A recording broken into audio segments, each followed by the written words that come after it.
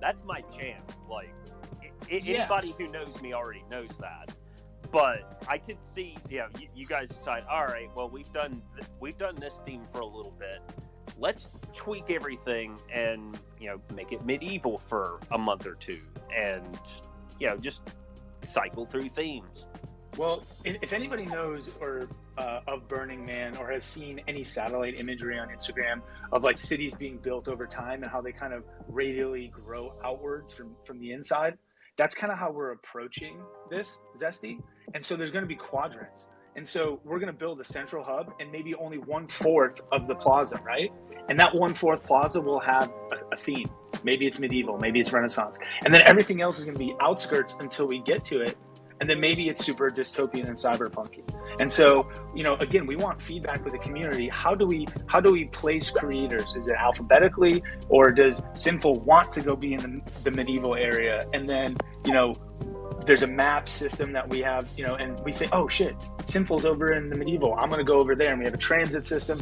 We want people to like not be so ADD and just teleport. We'll have that option. We want people to explore, walk over there, transit, take a pod or something. And then give the creators who have at least created one wearable, and again, community feedback, how we engage those tents, right? And we've done a POC where you walk into a space and I flag it as mine, as Lastrum's, and now I am showcasing my wearables that I have created, and so then someone can come find me. Michi, I know you had your hand up. Mine's also just following that. Like, I think this is such a great proposal, and I really want to explain why, because recently in the DAO, there's just been so many agencies and groups coming in looking to just kind of cover their fees, like they're literally saying, okay, these are like, I'm going to design you an event in Decentraland. It's going to cost you $50,000. And then you can just get those fees covered via the DAO or grant system. And then clients being like, that's amazing. Of course, this is perfect. And, a lot of the kind of proposals coming through from agencies or kind of, established bodies, they're not really focused on the community. And this is why I really love this proposal, because it's one of the first for a while, actually, with focus on growth in the space, building in the space, and developing for the community. And so I just wanted to give that feedback. It's actually quite refreshing to not have someone just behaving in such a selfish manner. You know what I mean? Like this kind of, I've applied for it. I shook hands with, I talked to Foundation, they said I could have it, they didn't say it. And then I asked, and then they're like, we never said that. You know what I mean? Like, they never said that. So it's so good to have a growth focus, or, and I know Last Life always delivers. They deliver high quality, they deliver really immersive, and I think you've shown that through your projects, what you've done with Netflix, the bigger brands, and that's why Foundation gives, Last Slice a lot of these bigger clients sometimes as well. It gets that support from Last Slice. You've been here let me just beginning. Hold on. Let me just stop right there for a second. The Foundation has not given us one client. So all of the clients come to us from outbound sources. I think there's a lot of miscommunication and misunderstanding of what Last Slice is and how we get our business. The only thing we got from the Foundation was the Halloween event last year. Everything else is, we are a third-party agency development studio working with other third-party agencies that rep Samsung and Snapple and other brands. So they come to us directly, not through the Foundation. So just want to be very, very clear with that. The only connection to the Foundation is that I contract with the Foundation and work for them on programming. I love it. Yeah. Sorry. I didn't mean to mislead. It's just okay. something else. Hold on. Yeah. I just want to get it very clear, because I think there's a lot of misconception about who we are and what we do and where we come from. And we came from the community, and I love that you give us high praises for our builds, but we are creators and community members first. So as jazzed as we get about working with Samsung, I don't want to say I could care less. I have never been more excited in my life than I have for this project. And I could make $0 on this and just be a part of it. And that would satisfy me in terms of everything I look forward to in programming. So what we're doing as a community and development studio is getting back to being creative, not just for ourselves, but for everybody on this call and everybody going forward that is going to come into Decentraland. Because as great as the brands are coming into the space, we need like organic activity from the community on a reoccurring basis, and that's what we want. So I just want to stop there for a second. I think Existent has a question. Yeah, and just want to say, like, yeah, 100%, and I agree. That's just what I was saying. Like, I think this is just, I don't know, it's refreshing to see this coming in through the DAO, and, you know, more I want more grants like this. Like, I think it's just really good. So, yeah, that's my 2 cents. It felt good to vote on something like like a snappy yes, and not in, you know, because, I mean, I've already seen, like, the rough draft and everything, but just by, like, scrolling through the team, it's just like yes, yes, yes, yes, yes, yes, yes. Exist. The floor is yours. My apologies. Thank you. So I'm gonna touch a little bit with both Mishi and Lastrom. Mishi, I think it's great what you're doing out there, speaking with the people in different countries. Something I've been doing lately, and I want to shout out to Mariana, Steve, Sir, they may not be in the room, but Sir Degen and Masha and others. I have actually been reaching out to people who can give me a translation for welcome to Decentraland. And I've been doing selfies across Decentraland and putting that welcome in different languages, and tweeting about them. And I was talking with Alpha last night and asking him if he had any ideas of what I might be able to do with this. And one of the ideas that popped into my head was I think it would be cool if somewhere Genesis Plaza came up, but this could go to Lastrom's, your idea, is having a billboard or a screen of some sort with a slideshow of all of them, all the welcome to Decentralands in all the different languages. And so, Mishi, I would love it if you can help me with any of the places that you've been. Thank you. That's all. Yeah, no, I think that's great. I appreciate you jumping in. We were talking about localization and stuff earlier. Even at the foundation level, it's quite a feat programmatically to figure that out, especially with all kinds of different UI things. But we would love, going forward at this proposal concept to have localization in different languages. I think that would be amazing. Really, really awesome idea. And I just want to close out by saying, please, if I don't know how to post links in this Twitter Spaces, if you go to the proposal, there is a Google Doc, because our proposal is so long we couldn't fit it in there. Please, please, please, if anything, even if you vote no, I would hope to persuade you otherwise, but take a look at the Google document and the visual images that we've already come up with. You'll notice there are some renderings, but then you'll notice there are some actual images that we have created and done work, hand drawn. Archronomus has really been amazing. He's a master planner, urban planner by trade, and architect by trade, and that's why our stuff is so good with like Samsung. So he's really put effort into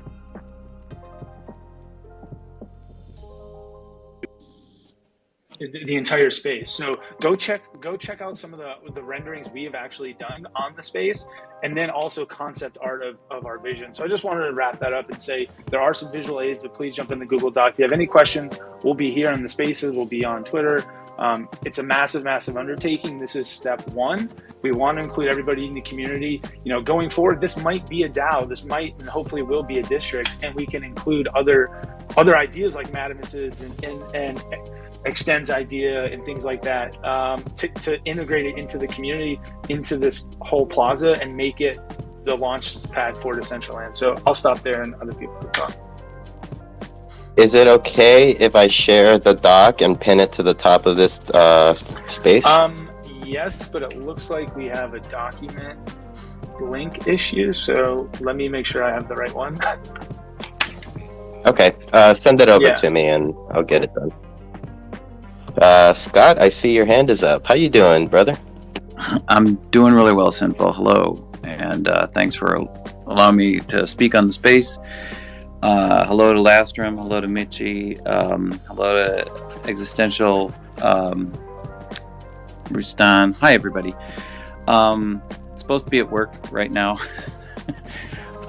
Just working up the courage to get back into it. We got back to school night. I'll be really brief. I just wanted to say, exciting proposal by Last Slice. I was privileged and excited to be one of the first people to read it. I think I was stuck in my car in the parking lot like minutes after Lastrom posted it.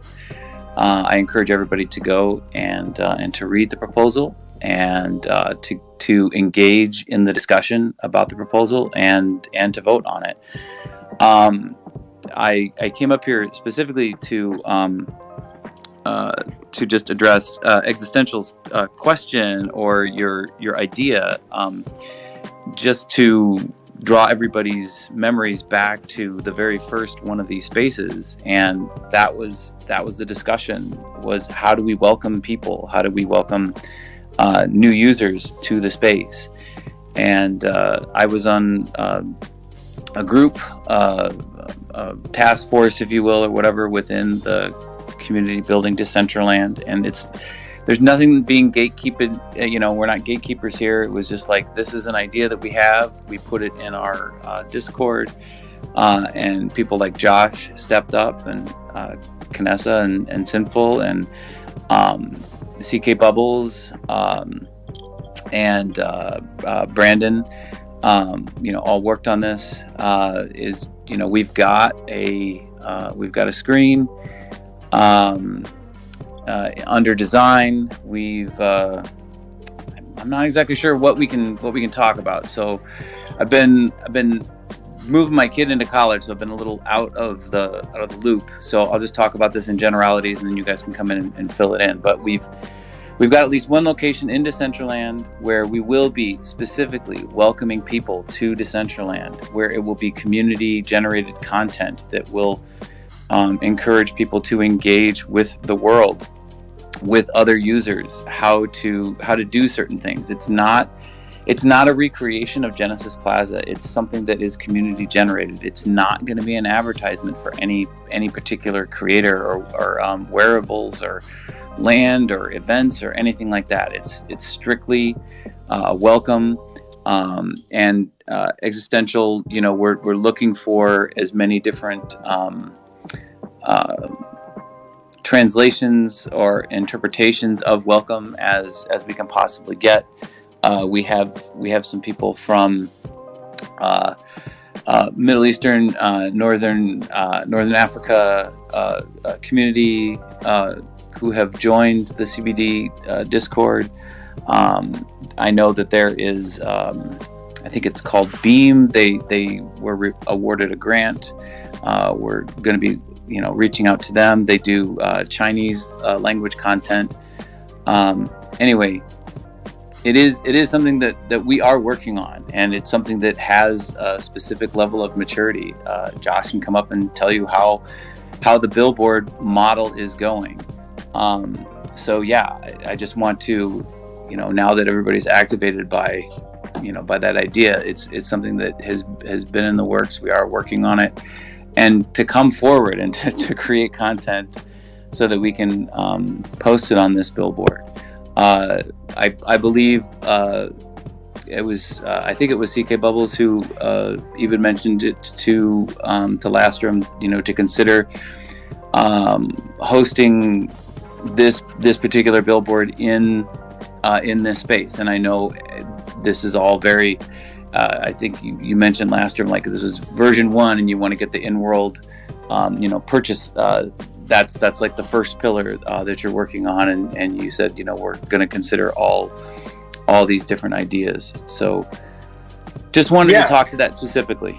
Well, Scott, no, I mean that's great. Look, it's so funny because, Samsung, we had 27 days and a 6-figure budget.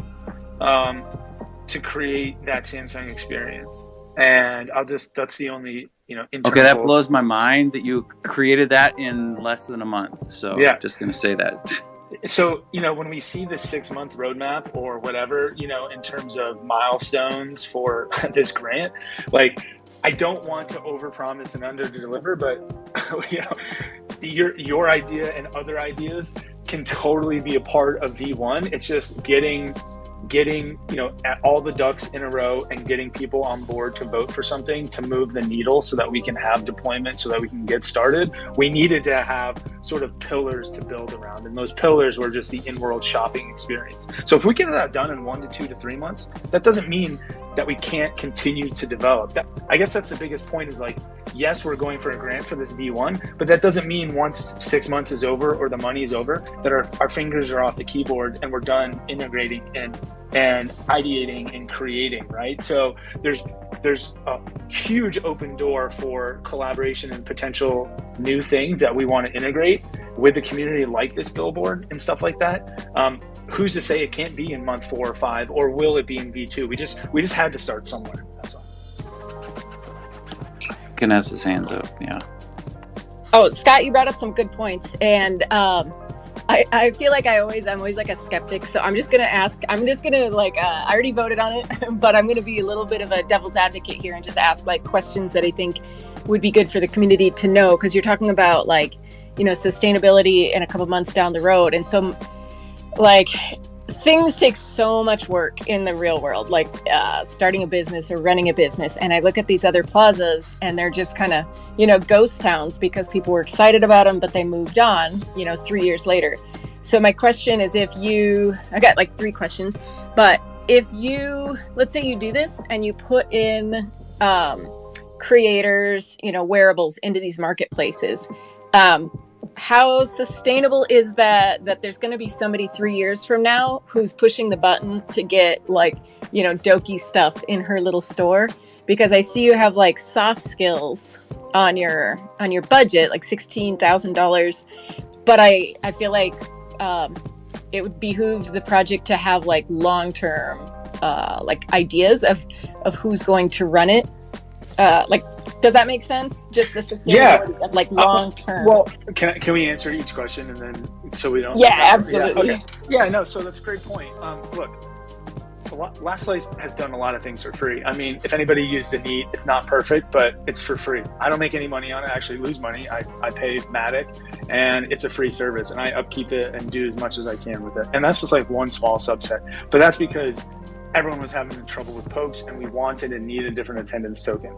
So I'm happy to do that. I mean, I guess my point is we're happy to continually create and evolve things because we do work on other major projects that are sources of revenue stream. So again, this is getting back to our creativity. Long term, I don't know where this goes. Look at these other districts. Are they making money? Do they have people that have a creative juice or a curious juice, or are they sort of bouncing around looking for money to then go and start building in their district, right? So it's almost like taking and creating a district with a development studio behind it and seeing what we can come up with, because we like to be creative. So I guess it's a long answer. It's all over the place, but we would love to figure out some long-term thing, but I don't want to artificially put us in a box with current ways of districts being run, because I don't think they're doing it right. I want to add something to that, because I think what I wanted to say fits this part of the discussion. I think a lot of us, we get caught up in like these avatars and these people we see on screen, but we don't necessarily know the people behind the screen. And some of us have had the opportunity to meet others, and I've had the opportunity to meet Lastrom like 4 times, and I could tell you something really cool about him that probably nobody in here knows. And Lastrom comes from a life of set expectations, and he told me once that this is the coolest thing I heard, because everyone that knows me knows that I live on dream and passion. And Lastrom told me that his whole life he was fascinated with coding. And no one he knew, none of his friends, none of his family understood it or cared about it, so he just kept it to himself. And so everything that you see that he has accomplished now has been primarily because of his heart-focused passion of just exploring coding and having a good time. It's not money-motivated by any means. And I love that shit. I live for that shit.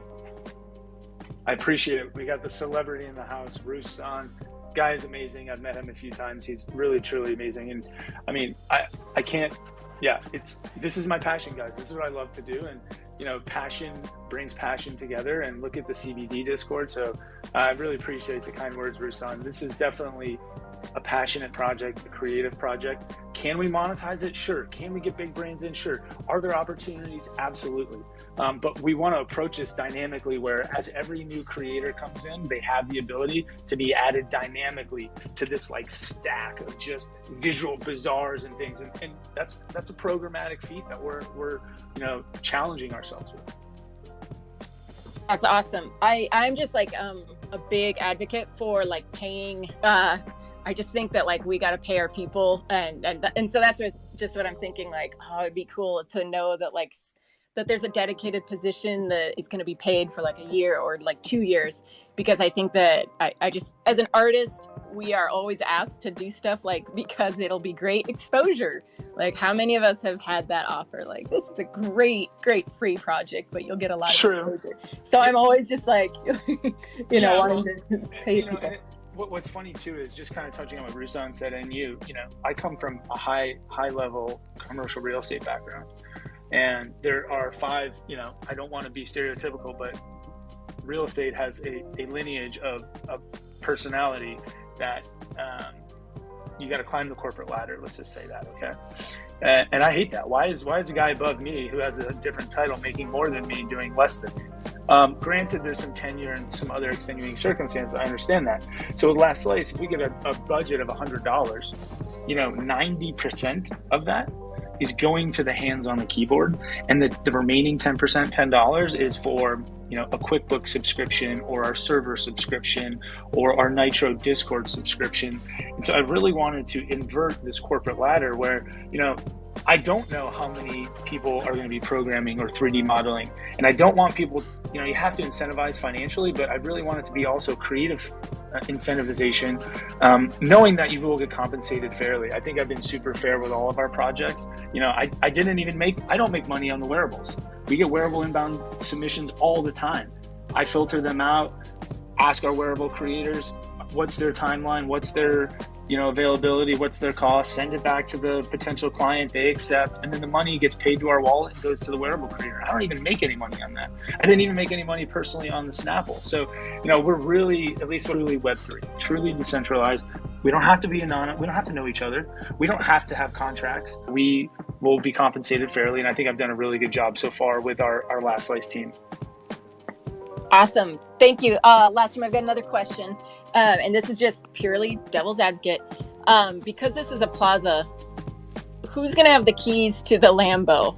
Because I just, like, in the back of my head, I'm just thinking, like, this is public land. This is public. Like, it was designated. It's not a district. It's not private. It was designated to be public, you know, in my opinion, in perpetuity. So would they be giving you land permissions? Like, how do you foresee that working out? Well, if it's a Lambo, then I'm keeping the keys. I'll just say that right now. No, but you know, the foundation, I obviously work at the foundation, I have a close relationship, and I've floated the idea to a couple people, and they support it internally.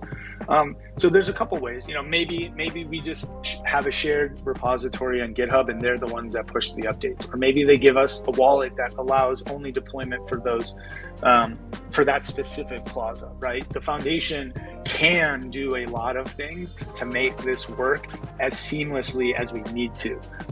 You know, I think there's a trust level there too, that we're not going to be putting up derogatory, inflammatory content on this, and that the foundation would hope, you know, and understand that we're doing that, right? As people being in the space since 2018. So that's up for a final point. I don't know. I just know that we have talked about it at the foundation. I have asked people, and they support the concept.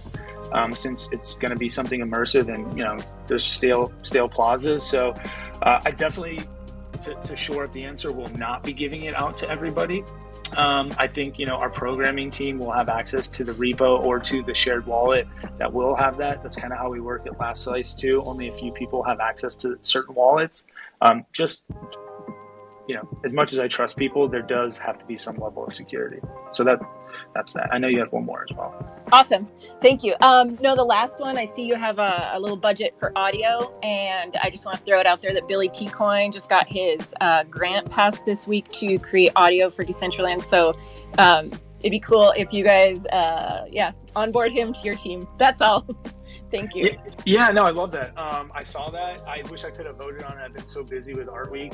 Go check out the Pixel Mind Gallery if you haven't. I was a brainchild behind that, working with the 3D modeling team. So shameless plug there. Really cool stuff.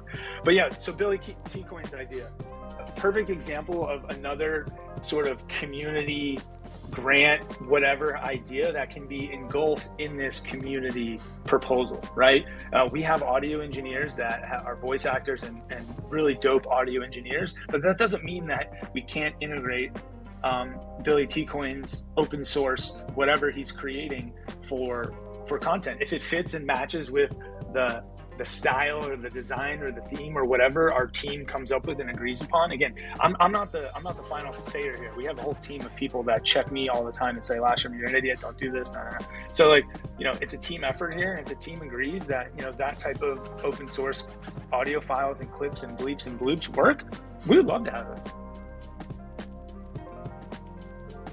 Awesome. Thank you. There's a couple people that stepped up. I don't remember the order, so I apologize. Let's see. Josh, do you want to go first?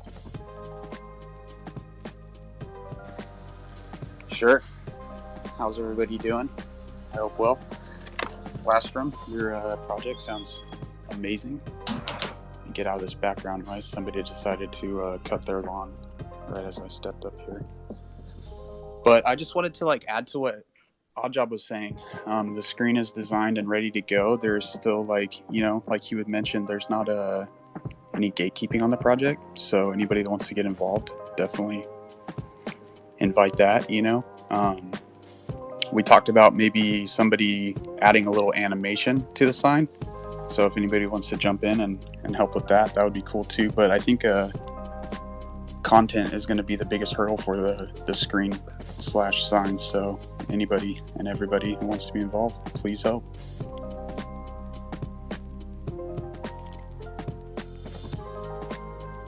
There was something I felt like I wanted to jump up and talk about before we get off topic of the marketplace proposal. Whoa, hold on. I know her. Do you have a voice changer on? You sound so different. No, maybe it's just because I'm on my phone or something today. Oh, hopefully I don't sound like robotic or anything. At least not any more than usual. But hey everybody, I'm a knower, programmer and kind of developer, musician, part of Last Slice. I don't usually talk on these things a whole lot, but I wanted to give a little bit of context around something that something I've seen, I guess, a few times. And I just want to say, Lastrum mentioned how Last Slice is kind of focused on always bringing in new talent and being open, and the idea of not really gatekeeping a project like this. I've seen a little bit of I guess speculation or chatter on Twitter and stuff about how Last Slice is some sort of in-group of OGs and that were closed off to people joining or something, and I just want to say, at least in my experience, that's very much not the case. I've only been in Decentraland less than a year at this point, so I'm by no means an OG.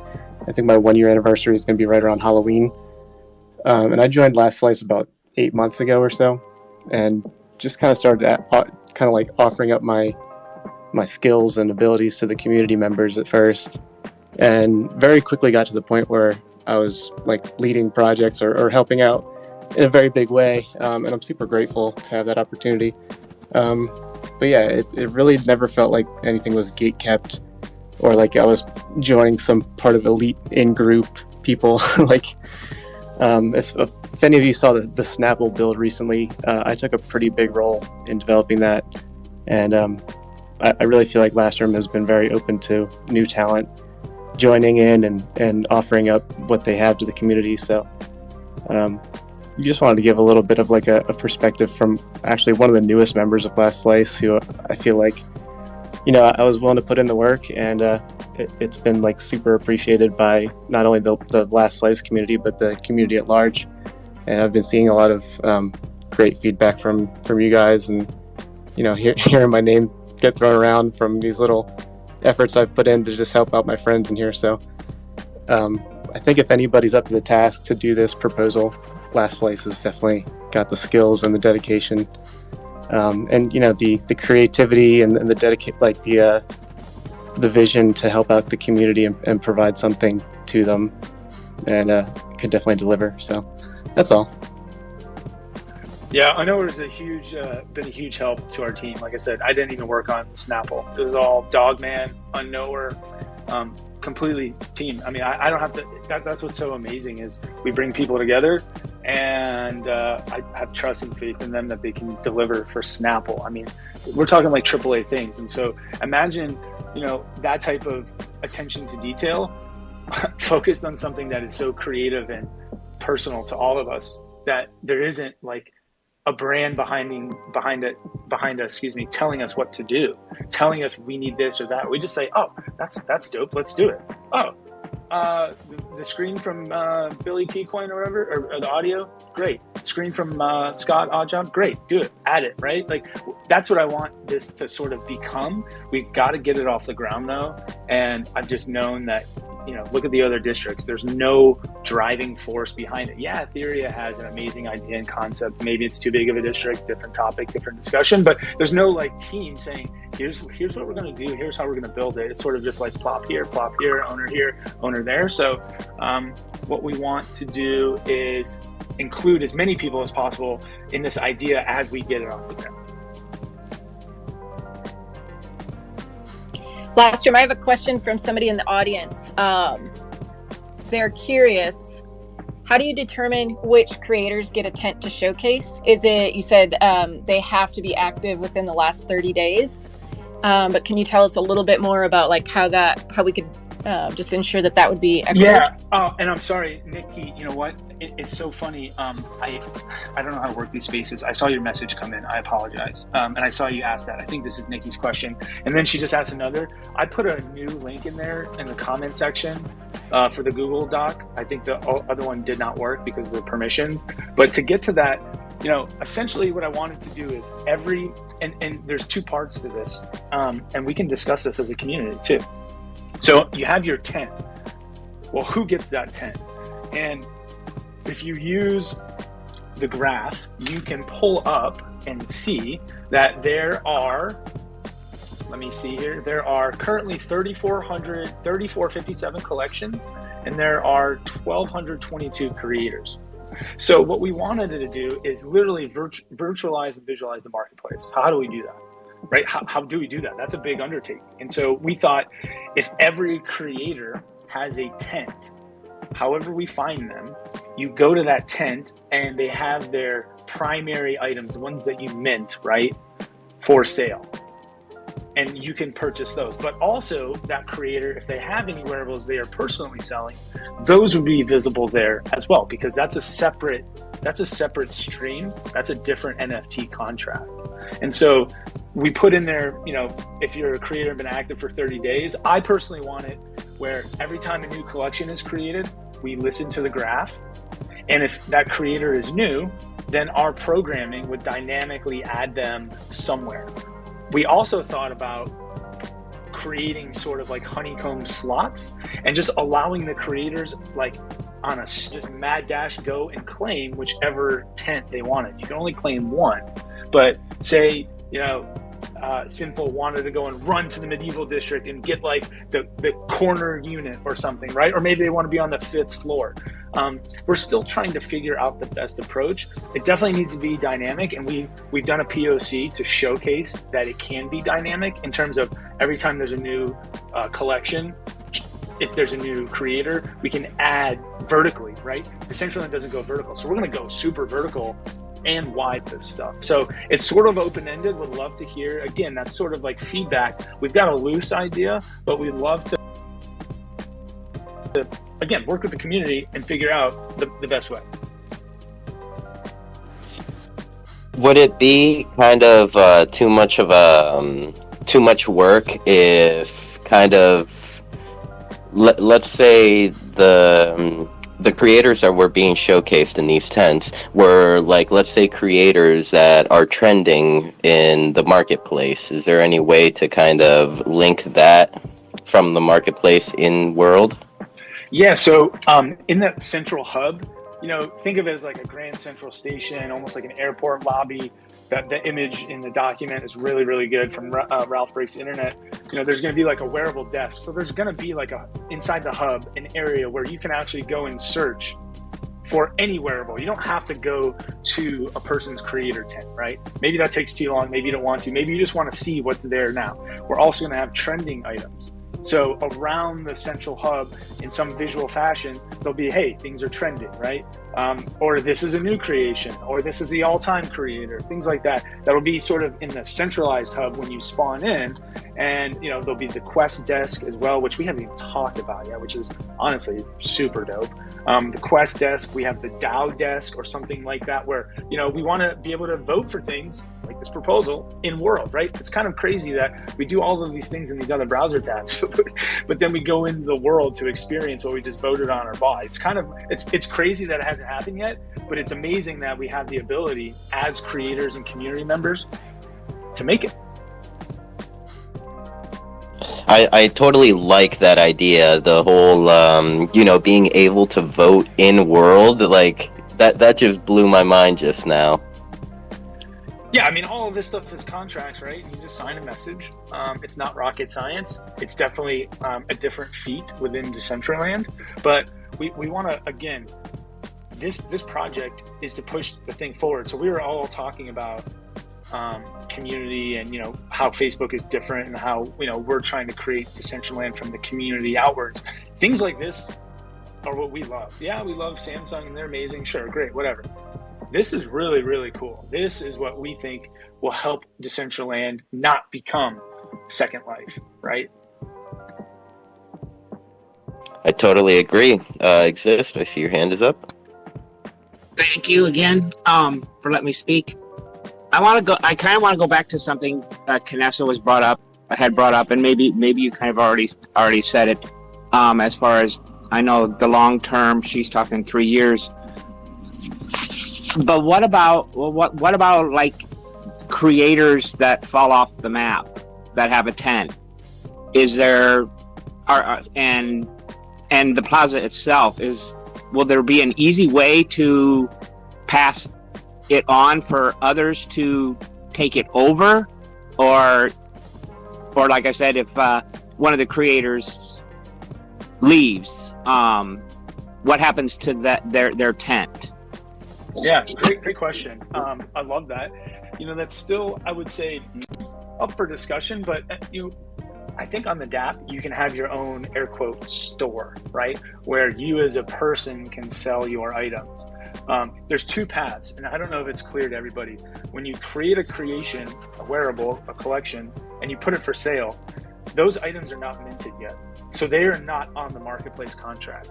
So those are separate transactions. Once it's purchased and owned, when you go and sell that on the marketplace, that is a separate NFT contract and separate transaction. So putting the two together is kind of an exercise, right? Because you have your own creation that you're selling, but then you also have your own backpack of items that you want to sell that can be completely different than your actual collection or collections, right? So maybe you make one collection and then you just have a tent that you're visually showing off everything you have for sale, right? And maybe you, what's the movie?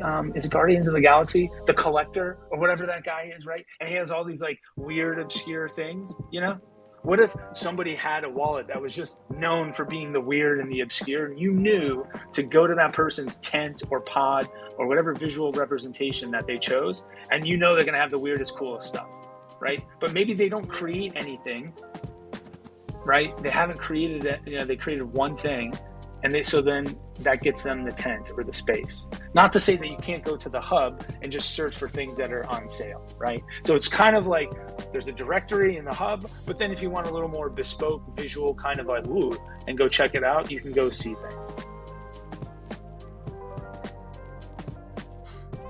I think Frank had his hand up. Yep. Hey everybody. Thanks for hosting again. As always, enjoying the conversation.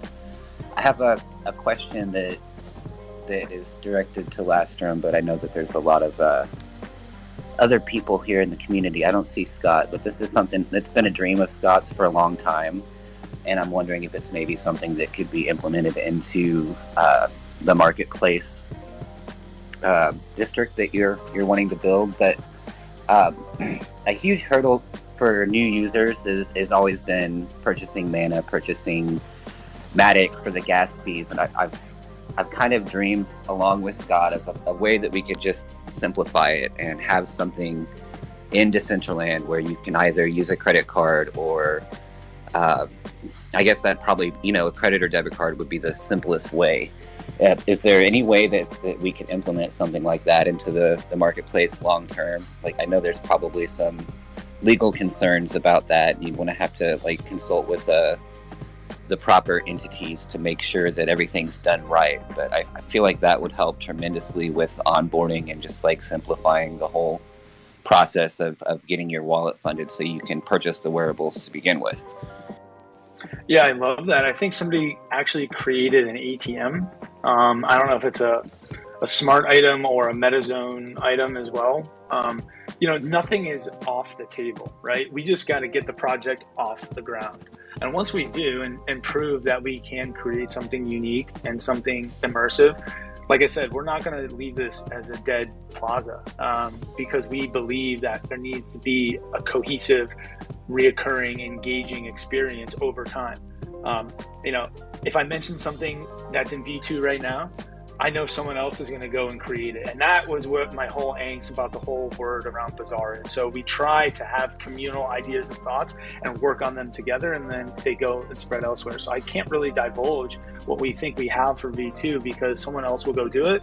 And then it's not to steal our thunder, but it's why not be a part of something greater than a one-off on your own? And that's what my biggest concern with a lot of this stuff is.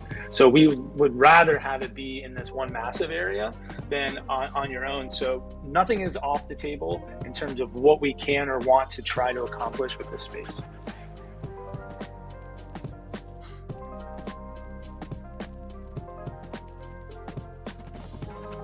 Well, we just hit a little bit of awkward silence, so I'll jump in.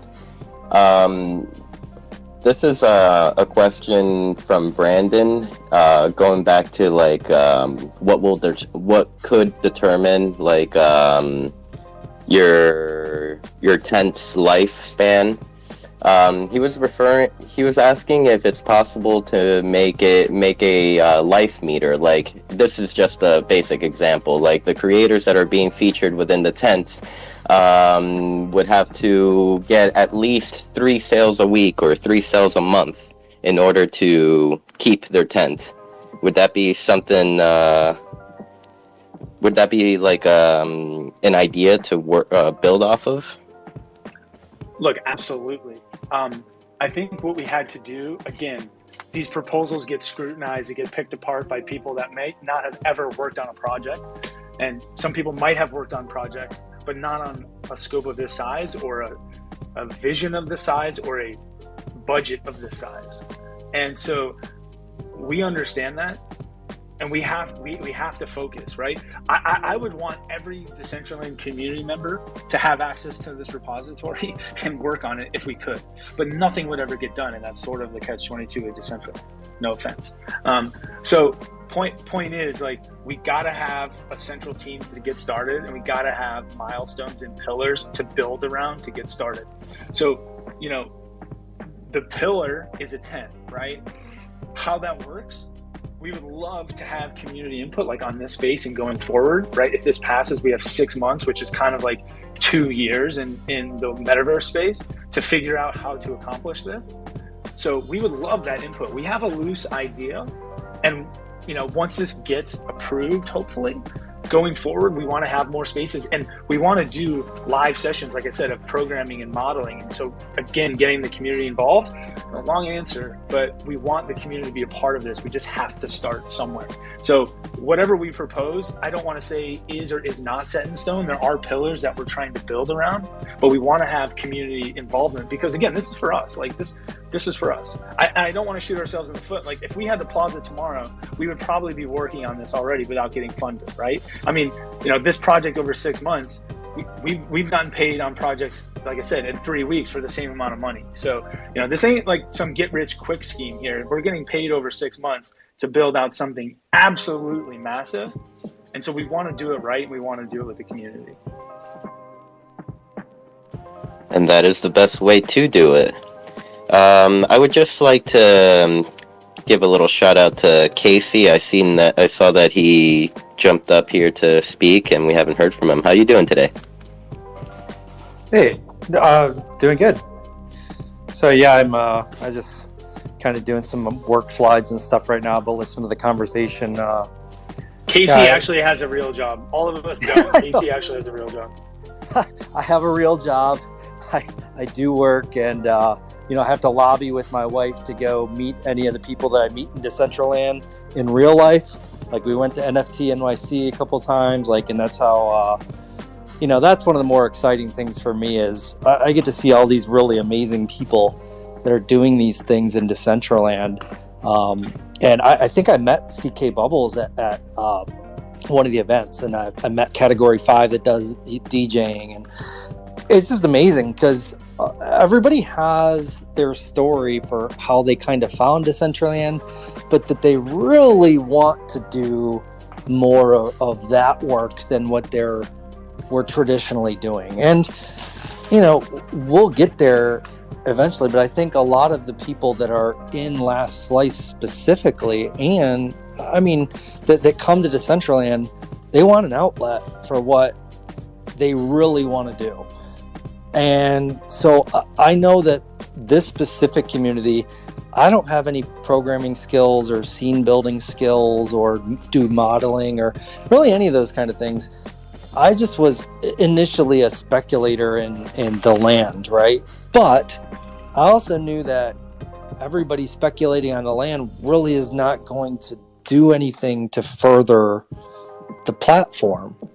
So it is very much a big issue when it comes to Decentraland. It's the decentralized piece is great, but the lack of content piece and the lack of funding for that content is a real problem because it's just how do you get enough engagement and enough content in there to draw in people to want to see something. So a lot of what's happened for Last Slice is so last year put this together, this community, and it's given an outlet and an opportunity for people that, want to work on something neat. Any one specific person individually could not have built what this community has built in the last 12 months. So, and I say that because, in the first 3 to 6 months of the community, we were all just getting to know each other. We were learning about the SDK tool. We were learning about maybe some of the things that the foundation was trying to do through Lastrum. And we were just getting to know each other. But this last 12 months, my gosh, we had Samsung come to us in December and say, hey, essentially, Facebook just said they're going to be a metaverse company. So now we kind of have to do something in response. And every single brand that has come in and has had that same mentality. It's we want to explore Web3, we want to explore NFTs, we want to explore metaverse. We don't necessarily want to go do that with Facebook. We need to find out what are these other alternatives. And to be honest, everybody has pooled their skills together, like what Anoor was saying earlier. We have people that do voices or audio engineering. We have, people that are doing programming, modeling. They're all sharing their skills in order to make these really, really, really robust scenes. And we're all doing it because, we essentially just want to participate in furthering this Decentraland platform. A lot of us have shied away from Sandbox or some of these other opportunities because they're not, Decentraland is the main place to go and contribute your skills right now. I think we would kind of want to keep it that way. So outside of that, like I think the thing that really, and I've talked to the last room about this before too, is like, hey, we've built for Samsung and we can say Samsung. I don't really know the other parties that we've worked with that we're allowed to say or not say, and ones that are coming up that, so we don't really promote the brand, the Last Slice brand, as much as we could. And that's something that we're talking through with like the NDAs and stuff like that. But if we were able to do that, my gosh, we've really made some extremely cool experiences. So I'm just really proud to be a part of the Last Slice crew and the community. And I've met some amazing people through Decentraland, really because I did stuff in Last Slice, and then I met some other people through Last Slice that were in Decentraland. So I'm just like super excited and happy that I've even had this opportunity. So whatever I need to do to pay it forward, like I'm on board. And I know that this new proposal, this latest proposal, it is coming from a place where the community wants to build the proper in-world experience so that it's an immersive experience where you're coming in, you're buying the wearables in the world, you're experiencing the metaverse the way it should be experienced, not through the browser for a lot of the things you have to buy or build. So I'm on board with it. I appreciate that, Casey. Just lastly, if anybody wants to talk about the proposal, we can move forward. I'm totally down to continue to answer questions. I will say there's one part of the proposal that we haven't talked about, which is sort of the immersion beyond just the purchasing. We want this to be a vibrant, sort of living spaces with quests. We're gonna have a quest desk that'll have public questing, right? Sort of the educational piece. Maybe you've got to go talk to a few NPCs or do a couple things or even commands. Back on our tours on Sundays, you used to have to like move boxes and jump or answer with the correct emote to get to the next step. So things like that, that's what our quest team is working on. But we also have, I'll allude to it, an underground area. And that's all I'm going to say about that. We don't want to tell everybody everything.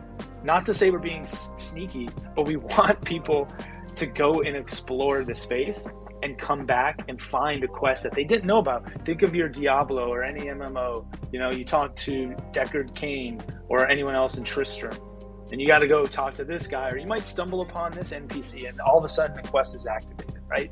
We're going to create mythic wearables and rewards and things like that. So there's a whole other part of this V1 that we're putting our foot out there for quests, and then it'll be a larger play going forward.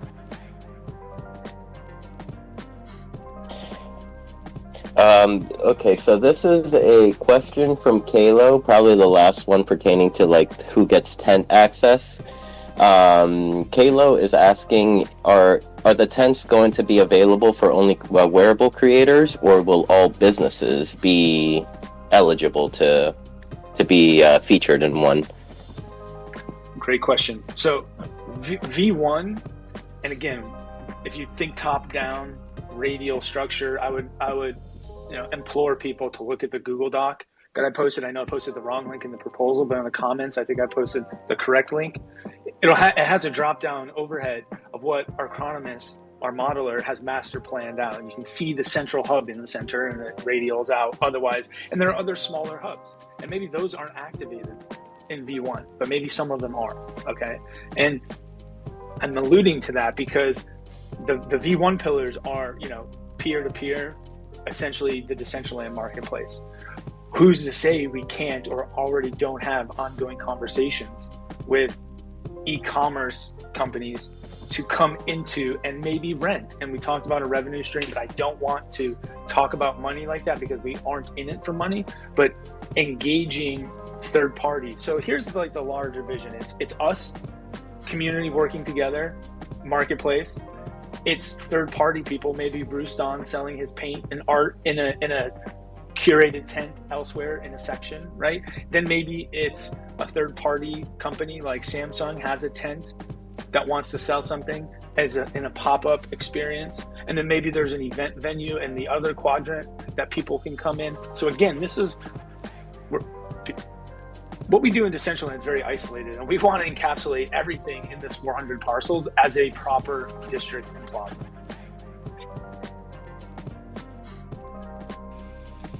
You know, just to speak a little bit what Casey mentioned about like artists and creators, this would be kind of an epic way for creators who don't have land to get their creations, their wearables in Decentraland. And it would almost be like, you know, like a sample. Like they could get a taste of what it's like to have land. And maybe they have their tent and they love it. They've got their wearables and they're like, this is cool, but I got to bite the bullet and I got to get my parcel because I want to have like a party on my land. So it would be a really cool way to onboard everybody, like in an equitable way, so that you don't have to have the money to get land, but you will have your stuff in world. Like, I don't know, to me still, when I see something that I've made in world, it's kind of just like mind blowing. Like, I did this, like I put this there. So I think if creators got to see that, that could be really powerful for just kind of like getting them ready to take the next step to be landowners. So kudos for this project to do that.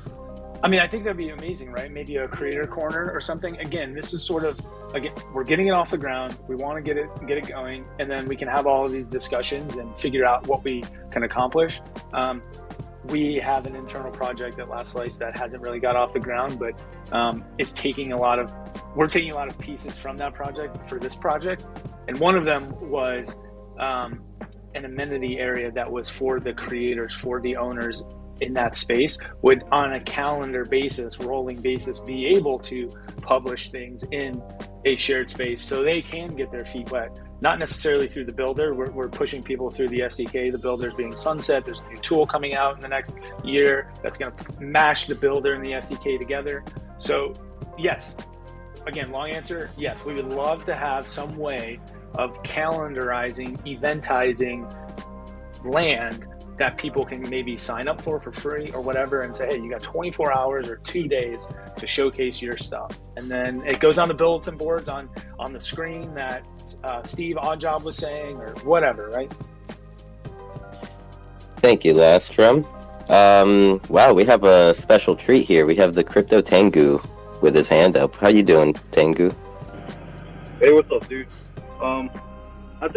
I just want to get this out. You have to understand this is probably going to be something that continues to evolve as we go on. So, like, we hear many concepts of what could or could not take place, and we're getting all these ideas, and I can guarantee you somebody's probably writing them down, right? But we have to start with the base layer and then build on top of that. Like, that's how we're going to keep the community growing, keep community interest, and keep the community keep coming back and going in and out, you know what I mean? And then spreading ideas probably all over tons of different parcels. Of course, I'm over here recording all the ideas, guys. Yeah, Lastrom, if you ever needed to look back into the space is recorded, so, you know. Yeah, cool. I mean, look, we're gonna once and hopefully if it does pass, we want to set up a Discord for this. We want to have a public facing, a private facing, and then maybe we can get all these ideas out there. Again, we want to be as visible and transparent as possible, because this, again, as Rusan said, like this is the culmination of all of my creativity with all of us, me surrounding people that can work together and be as creative as possible, not for a brand, not for me, but for everybody. I mean, I could, like I said, make no money doing this and still have fun creating it, because it's just that's what Decentraland allows us to do, is to be creative. And so that's what we want to accomplish. We want to be super transparent with it. We want to take all the ideas as we can. We just got to start somewhere. And so this somewhere is this proposal. So if anyone has any other questions, I know we've gone on a long time about it, please feel free to reach out. We can change this topic. I can step down. If there are more questions, we can continue. But yeah, that's kind of, I appreciate all the time as well. Thank you so much for having us. We're super excited about it. Like I said, I could not work on another AAA project for the next 3 years and only work on this and be even happier. So I'm fully behind the vision of this project and have put the team around us to make this V1 happen, and I'm super stoked. So thank you for the time. And like I said, we can continue or not, but thank you again. I really, really appreciate it. Thank you for taking the time to, come up here and, share your project with us and the vision, because you're totally right. Like, listening to it opposed to reading it really does give you like a different perspective of things. And I mean, I'm sure you saw my comment in the proposal, bullish on this proposal. That was a snap yes vote for me. I appreciate it. And just on that topic, Sinful, I hope, and you can probably hear my passion, and I'm Italian, I'm talking with my hands right now. I hope everybody listening at least gets a little spark of creativity or curiosity just listening to this idea, and will want to contribute in some way. Not because you think you can make money, but because, like Kanessa said, you'll see your creation visually in the space. And that's what I hope to inspire. And that's all I've ever tried to do, is inspire that creativity and curiosity. So I hope that does with this project. Thank you. I mean, that's what it's all about. Just being able to give the next person coming into the space the opportunity to create something of their own and see it in the world. That, in all honesty, that's very, very important to as a creator to see. Like, that's how they stick around and continue to create with passion. Let's see. I see that 2JZ came up to speak while Lastrom was speaking. Do you have any questions for Lastrom?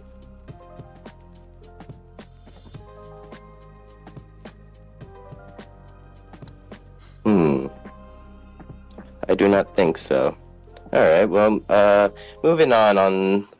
Let's see. I did notice, like, in the proposal that you have like an area for where was it?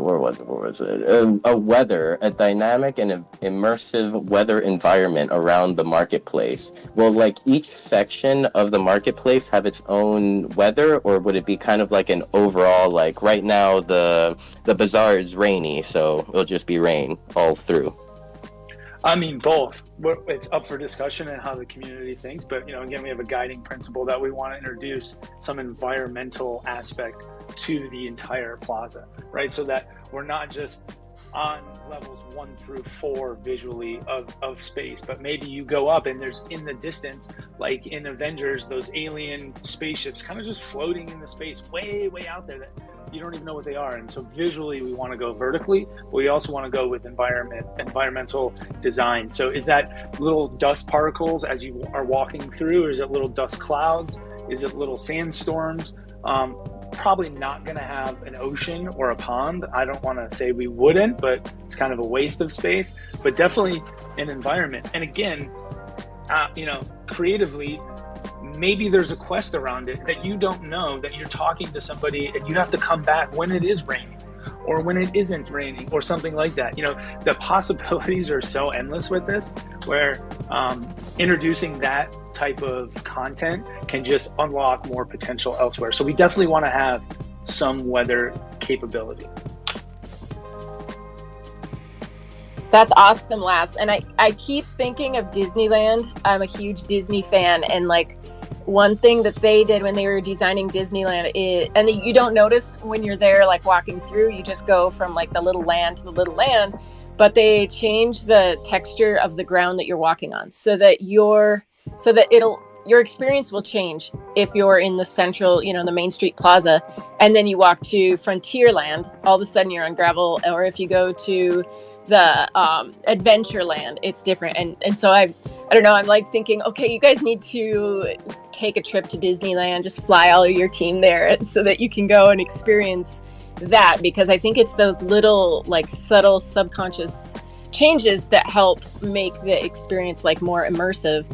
And then on that note, like something else that keeps coming to my mind is if anybody's been to Star Wars Land at Disneyland, it's like an open bazaar. It's pretty much exactly what you're describing, and it's all these like weird quirky little shops that you can, they make it feel like you're on another planet, but that just keeps coming to mind. And that might be a good way to like have your different themes that you walk out of your plaza and you're going into, you know, the medieval theme, but eventually you get to some kind of I don't know what would go well with medieval, maybe like I don't know, not cyberpunk, but somehow like make them cohesive so that you can just walk through the world and it flows.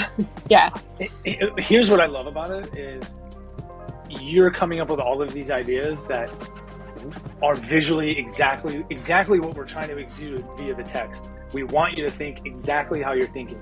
You've already mentioned Disneyland and Star Wars. Like, yes, smash them together and create a district and create a fun content and stuff. And that's exactly what we want to do. So I'm glad that it's resonating with at least somebody visually.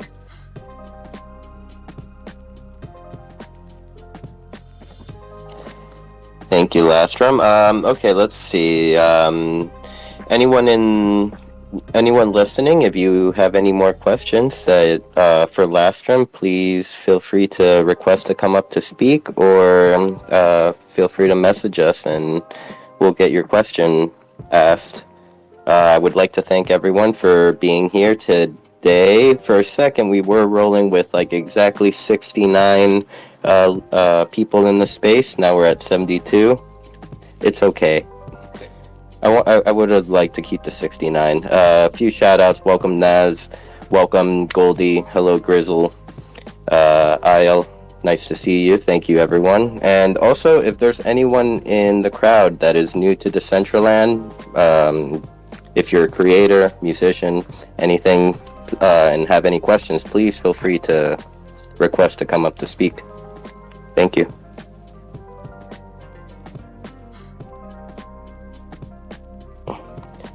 And while we wait, okay, so Lastrom, since we have you up here, I been meaning to pick your brain a little bit about this one.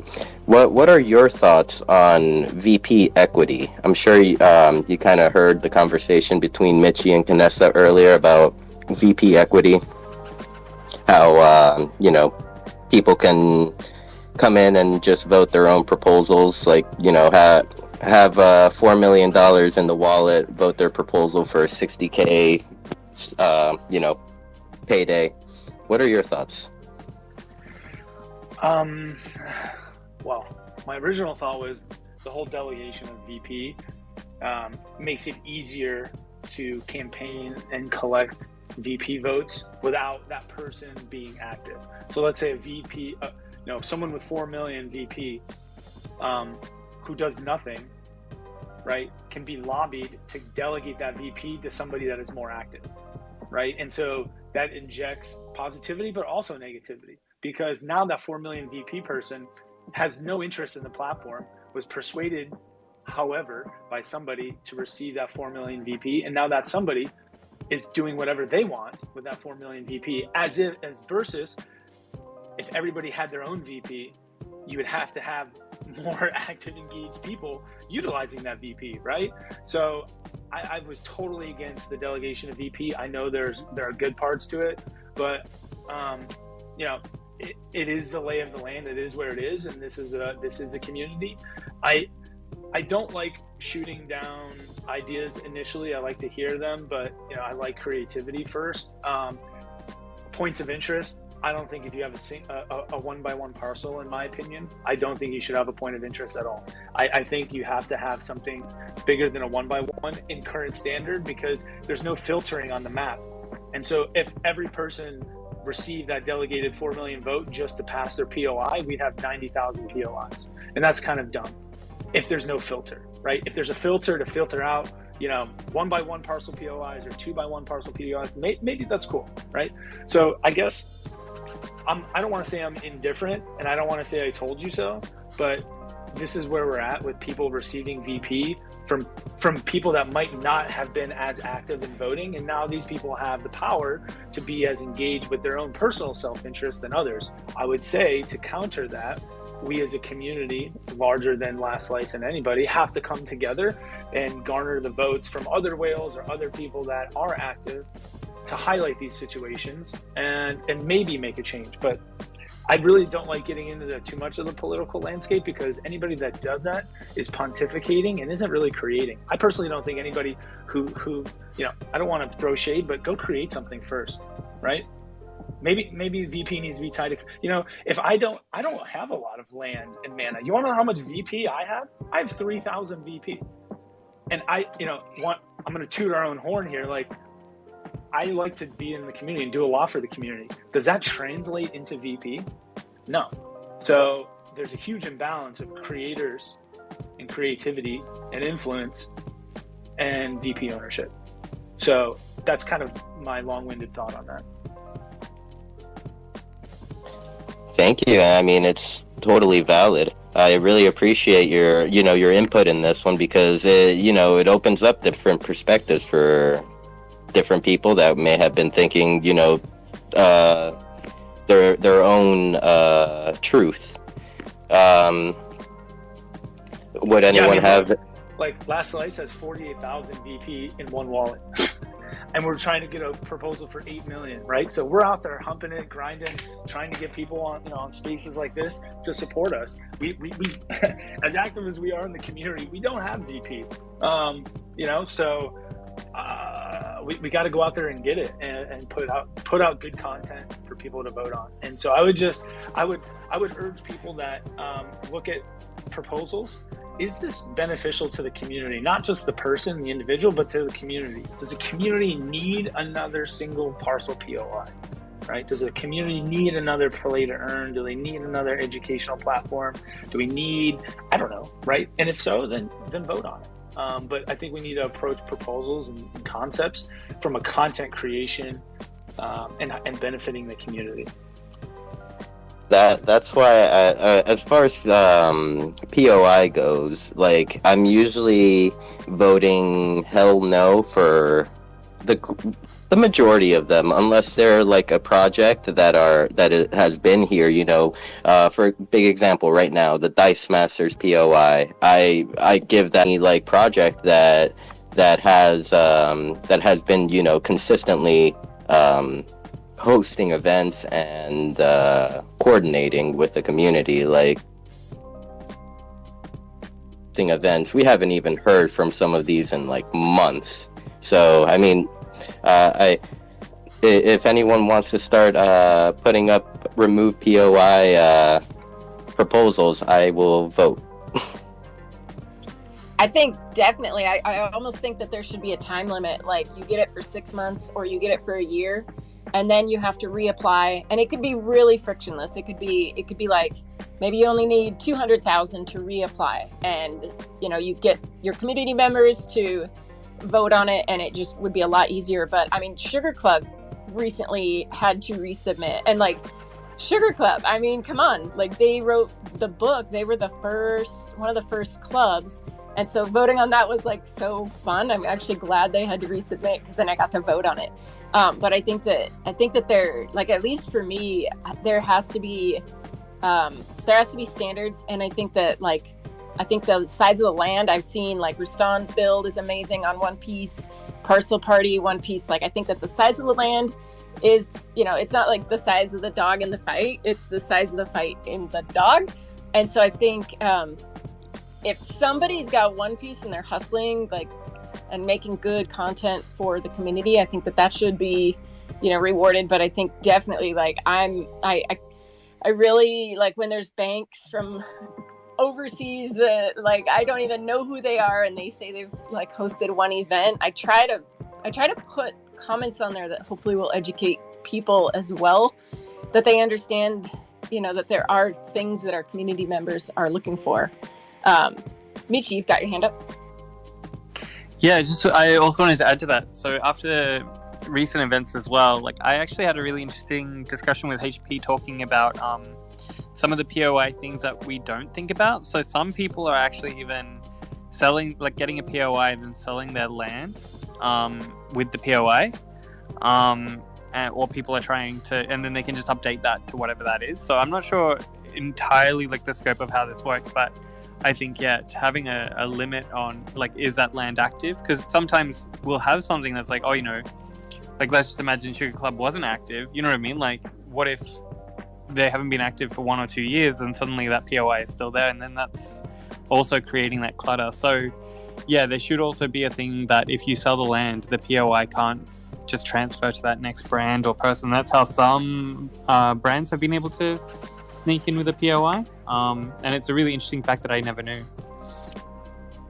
That is a good point as well, Mitchie. As far as like credentials for POI, my thoughts have always been like give it like a yearly thing where like you apply for POI, you get POI, and it will be there, let's say, for a year. Now, once a year is up, then, and you know, this is where the idea goes wrong. You have a committee that will kind of review this parcel, see how many events you've hosted, see your activity, and then from there you could kind of like resubmit for a POI. But once again, like, you know, having another committee here in Decentraland, sometimes I feel like having less committees is better, but I don't know. There's a gray area to this. I think just on that topic though, like when we talk about potential solutions, right? And coming from the DAO or from the foundation or from somebody else besides the community, that requires manpower, right? So, you know, we expect and want the platform and the foundation and the DAO to give us all of these things, right? Like better graphics, faster processing, VR, mobile, all this stuff. And we're over here saying, actually, we need a POI committee to once a year review all the POIs, right? So I just, when we approach proposals and things like that, hence why we're submitting this type of proposal, is like the foundation can't do it all. And so sometimes it's better to just move to better content, right? Are more POIs in the whole POI system going to be better or worse for the platform going forward in the near and long term? Near term, no. Long term, maybe, right? So that's, I guess, why I don't get too much into these things, because like Mitchie and Sinful and Knessa, everyone here is really, really creative. Spend your time being creative, and that will exude long-term, you know, content and inbound traffic that we want to have, versus like let's pontificate over, you know, point of interest committees and things like that, because we just get in a circle, and then we expect, you know, once it gets passed, that the circle gets broken and fixed by the foundation, and that's just another thing on their plate, right? Yep, you bring up a very, very good point, Lastrom. Thank you. I'm not sure the order that the hands went up. I think it was Existential, Tengu, then Frank, I think? Am I missing someone? Yes? Exist? Floor is yours. Thank you again. So I'm kind of thinking, I'm wondering about like in the real world where you have also for a possibility of applying to almost become a permanent POI, maybe something that has, like in the real world, a building that has been around for, I don't know why I can't think of what the terminology is, but they become a point of interest, basically, that has some history to it. What's that? A historical landmark. There, yes, thank you. There you go.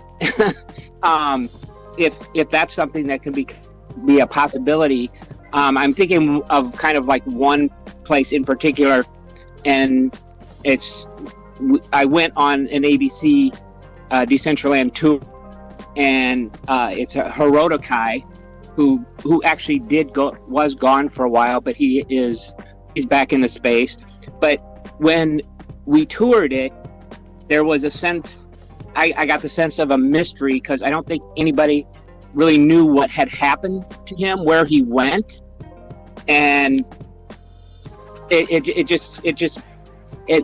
had a great feel to it, visiting it. And then, of course, I was super excited to actually get to meet him and back in Decentraland. So.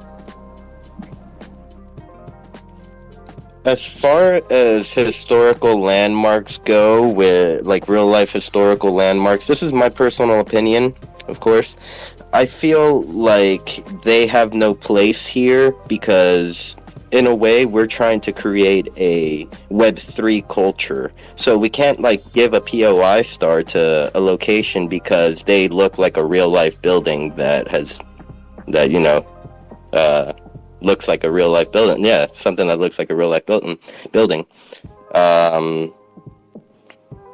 That would be my 2 cents on that one, at least.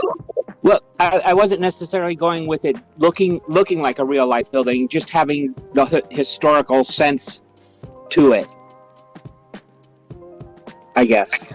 Like exit, are you thinking like Sugar Club? I mean, to me, that's one of the, I don't know if they were the first club, so I don't want to misspeak, but like Sugar Club, or, you know, the Tari build, or there were some, like the Immersive was one of the first ones here. I'm sure there's others. Is that kind of what you're meaning? Yes, something that was a building block or has been around since the beginning. I like the thought. It would be cool if, you know, because everybody, you know, people move on, projects move on, and the land could get sold, but it would be really cool if somehow, if that was the case, that we could preserve those. Like, I don't know, I love going through like the old builds in District X that are deployed because they're ancient history. So it'd be cool if, I don't know, if those old builds, if people did move on from their projects, if Decentraland could somehow have the build file and then fill that in some empty place where we could just go tour like everything that was here in 2020. Yeah, thinking about it some more, there was another one that they took us on, and the person who built it they won land for their build. It was like the first contest or whatever, and they had if I got the story right, they had actually kind of forgot about it until they came across it, and they're like, "Wow, this looks familiar. This is what I made."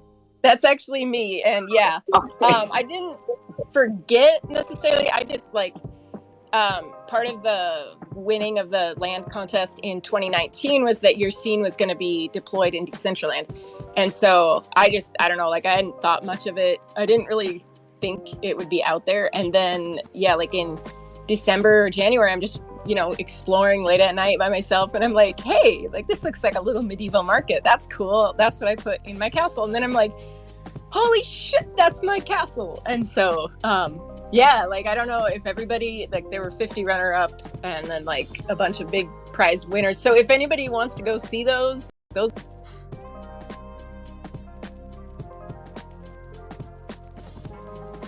see people build, like the way that they built stuff is totally counterintuitive. Like you'd never build something like that today, but that was the builder, and it was like the newest, greatest thing back then. So that's why it's kind of cool to see. Like I'd never build a castle like that today. I'd totally build it better, but that was the best we had to work with.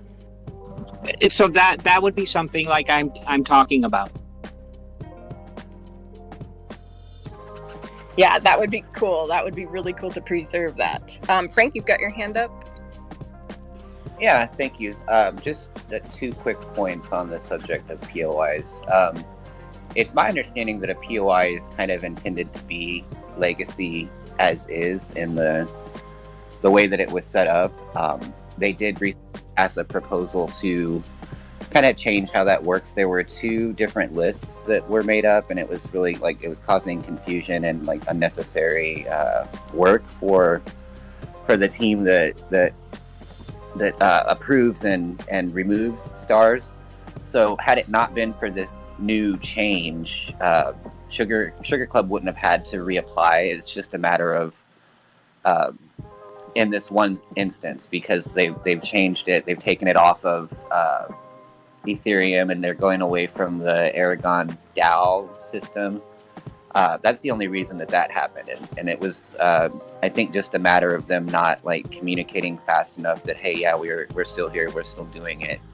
But I think that the system itself is pretty solid in terms of if we as a community decide that a POI is no longer what it was voted in for, or the land is sold, or if there's any reason that it needs to be voted down, I think that the current system we have where the community votes in favor of granting the POI or adversely in favor of taking it away, I think that that's really all the committee that we need. I don't really see a necessity for adding another committee to a system that's already pretty solid. That's just my 2 cents. Yeah, and I think, Frank, also, like, maybe the community is the committee. Like, maybe it is just put right back on the community, because there's some POIs that I love. Like, I would, like, maybe I go there and I love it for a different reason. Like, there's something special about it for me. But if I'm looking through the DAO proposal, it might not look so special to everybody else. So, like, putting it back in the community's hands would give us a chance to be like, no, this one matters. This one we need. This is like, you got to go here. So I could see that just being a really easy fix. And, like, really, why are we sending things to committees? Because as soon as we do that, we take the power away from us. And if we are Web3 and we are decentralized, we need to like hold on to our power, and we need to hold on to our voice. And let's how about we decide? I think that's the best way, because it's, that's when the community votes you in, that means something. Like, that's power. Mishi, you got your hand up. Yeah, like, just following on from that. So from the proposal that I was working on recently, some of that feedback was, I think we should think of more decentralized solutions. Committees are never really all like that. They're creating a centralized space, so they're never really always the best solution, because you're still going to need people to manage, and Lustrum's right, like, that needs to be set up, then a lot of this stuff. And so one of the kind of key discussions around the proposal I was working on was, how can we automate this system so people can just do it themselves? Like, as a user, you can just apply, like, upload something, and then it just goes into a waiting list or a playlist or something like that. So thinking of automated or, user run solutions that aren't necessarily, you need to go through somebody, or you need to go through a committee, or you need to have the DAO committee to get another committee. So I think there was some really, really good feedback around that. Like, committees shouldn't always be the solution, but we should be looking at more agile ways to make things more automated, or, kind of like linked wearables, you know what I mean? You apply through the DAO, and then people vote in on that, and then you get access to it in the builder. There's no committee there, except for, like, the wearable committee later when they're submitting like everyone else, but it's kind of like needing a committee for the committee, you know what I mean? So rather than adding more kind of steps and processes, it's better to make them more automated and thinking about more like, how can we do this with a lot of users, and you don't need to keep expanding the committee. So I think that's also just something to consider when setting up these kind of proposals or grants or ideas for the space, is how can it be decentralized but also automated so that you don't need these middlemen. Thank you, Mechi. Definitely, I mean, automating would be actually a very, very good step for this, at least for this current topic. I see on NFT.com requested to come up to speak. Do you have any questions for Lastrum or anyone up here in the speaker panel? Actually, I want to put forth some problems with onboarding Decentraland, if this is the time. Talk about that. Let's see. Anyone have anything else to say about the last topic we just covered? I guess the floor is yours. Well, okay, thank you all for your time. I'd like to put forth some momentum in solving some issues with Decentraland. I mean, we all can create wonderful social gatherings, scenarios, games, events, business meetings, or business in general in and for Decentraland, but difficulties with onboarding with Decentraland do exist. Let me put out a scenario. My name is Anthony, by the way. Some of you see me as Anthony. I'm here to represent the Penguin Club, which has a point of interest in Decentraland. We are working with actors, singers, DJs. We are wanting to make flyers for onboarding that businesses can print out and have a QR code on display. So I wanted to talk about how-to guides, infographics, some good ways to onboard people. But the problems that we have are all shared common problems. And the problems, many probably know, they have to do with realms, the changing of realms, the inability to change realms, or no knowledge of changing a realm. So someone can get lost, have a bad experience. Another problem that arises is that a lot of people that we want to onboard have older computers. So I was wondering if there's somehow that lower quality Decentraland experience could exist, because Decentraland really requires quite a good computer. But not only that, even with a beautiful, good computer, brand new, you still crash, you still ghost. And one of our major problems with onboarding are those aforementioned problems. MetaMask isn't a problem. We can walk people through this. We can get them set up with this. It's not a problem. But those realms, older computers, crashing and ghosting are a problem. Like one of the things that we're doing is we're working with people with simplicity. We're just saying like online concert, for example. And we're not using words like NFT. We're not saying crypto. We're just keeping it very basic, very simple. But the thing is that we are afraid to onboard users. We are very, very afraid because of the aforementioned problems. And there's some so I'm here with some possible solutions. I think that a DAO proposal should go in and set aside funds for Decentraland themselves, not for anyone, but besides Decentraland, to split up some funds for the improvement of Decentraland, because we cannot find anything in the pipeline to address these problems. And honestly, we shouldn't hide any of these issues. There's a massive collaboration around Decentraland, and it's time to solve these issues. And so I would like to hear out any additional issues that anyone has had. I would like to hear about user retention, user experience, and other possible solutions. Thank you, NFT. Existential, your hand went up first, and then Mr. W. Thank you once again. I myself have been here only a couple of months. My experience overall has been great, at least as far as the community. I agree with you 100%.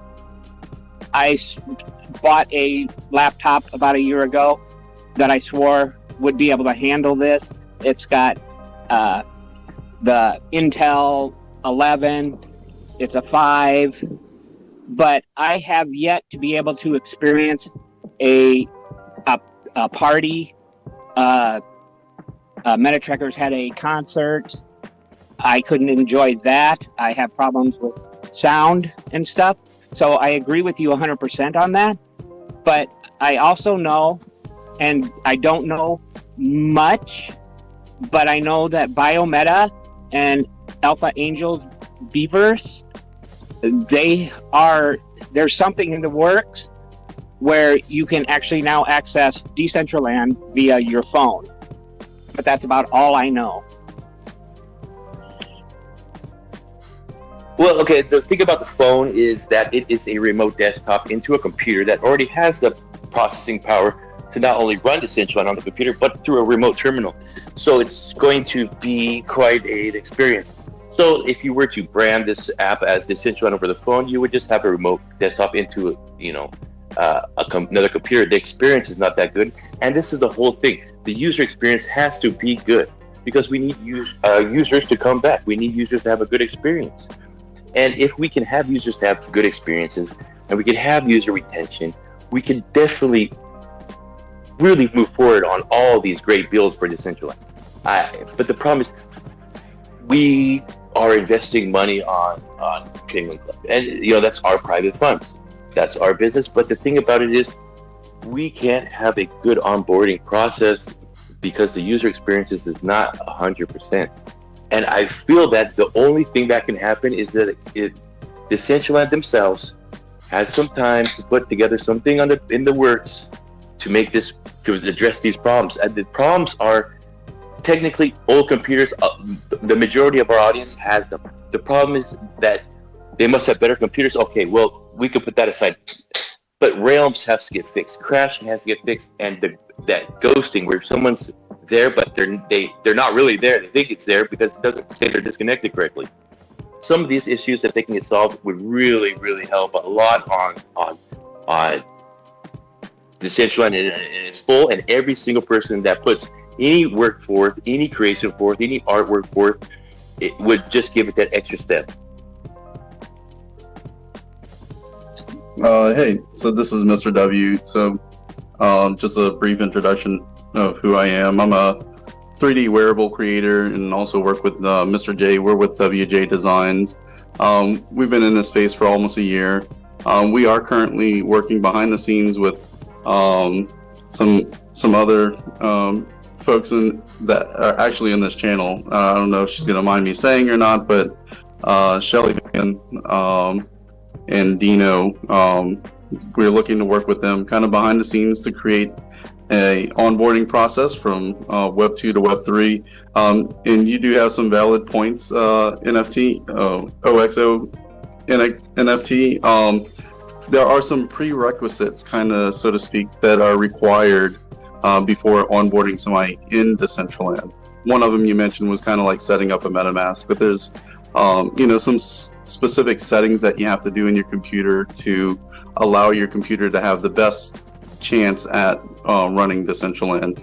And now that's kind of external to Decentraland, and I hear what you're saying. Decentraland itself should have some parameters in place to kind of be easier on the user that's coming into the space. But just knowing, as a user coming in with a pretty decent laptop, if you don't have your settings to high performance mode for your browser on Decentraland, it won't work very well in a browser specific, interaction. So just knowing how to set up your computer in a high performance mode for it to use your graphics card rather than the simulated graphics card is a big step in the right direction. It'll allow your computer the ability to work faster and more appropriate for Decentraland. Aside from that, working with Shelly and Dino, we're looking to create an onboarding process to bring people over from Web 2 to Web 3, and then introducing them to certain experiences in Decentraland. We haven't rolled anything out yet. We're still kind of working on this project. We are looking for any areas that may be gaps in the system, any suggestions as to what should be hit on as far as onboarding. So if you want to, either DM me or Shelly any ideas that you might have that we can kind of incorporate. One of the other things I wanted to mention is we're not seeking any specific funding or anything. We're trying to do this on our own. So if there are people that are looking to, help us in some sort of way or have any ideas of what that should look like whenever you're bringing people into Decentraland, I'd say just, DM us. We can get the conversation started. But we are working on the architecture right now and getting things kind of rolled out as far as, the content. I know Shelly, I hope you don't mind me saying that, she would be working on some of the video content and things like that. And our biggest challenge is obviously performance is one. Decentraland is known for having some issues from time to time. If it is a live event, having people all on the same realm, so to speak, sometimes a challenge. So there are some things that Decentraland needs to work on in its future, but we know in its current state that we can actually make a really good design, and we can actually cater to those that are actively coming in as of right now. So we don't want to discourage anybody from coming in now. And we also one of the things that people may not think about initially coming on as onboarding somebody is security aspect. You talk about making sure that people have a good user experience, but we also want to make sure that people are understanding the risks involved with Web3, being very open and vulnerable. So security is another big area that we want to make sure that we cover as well, making sure that people are aware of the risks that can potentially happen. So with all that being said, if anybody has any ideas in OXO, NFT, if you don't mind, DM me any of your thoughts on that, and we can see what we can do once we do roll out to try and roll those in to that onboarding process. And there was one other thing that you kind of mentioned as far as like people being AFK or disconnected. Maybe something that we need to discuss with Decentraland, but if you ever thought of like a status icon, where somebody, if they're dormant for 30 minutes or something like that, it goes to like a little red ball or something to kind of show that they haven't been moving or they've been AFK, might be a good way to kind of indicate that somebody's not active. Whereas, currently there's nothing to kind of indicate if somebody's still in the area, active or anything like that. So maybe some sort of little status ball or something whenever you look at somebody or click on their name. Green if they're active. If somebody wants to go AFK, maybe set it to yellow, showing that they're AFK, or if they've just kind of been dormant and not moving, like a red status ball saying that they've been inactive. So just to kind of, throw some ideas out there, but also, open the floor for people to reach out to us directly with any thoughts or ideas along, introducing people to this space.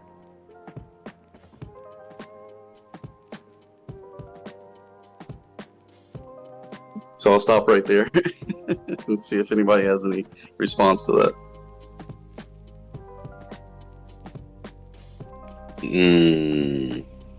Fishing. There we go. Oh, go ahead. No, go for it. Well, I was going to say there's 3 issues here.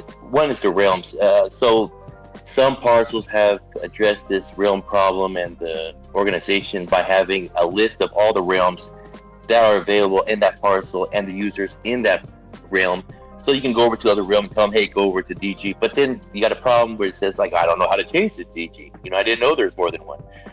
So I can't really call that a fix. It's a temporary thing. I think we should have delegated realms per parcel so that perhaps the system load balancing is working correctly, where everyone in one parcel or in a group of parcels or in a state is in the same realm.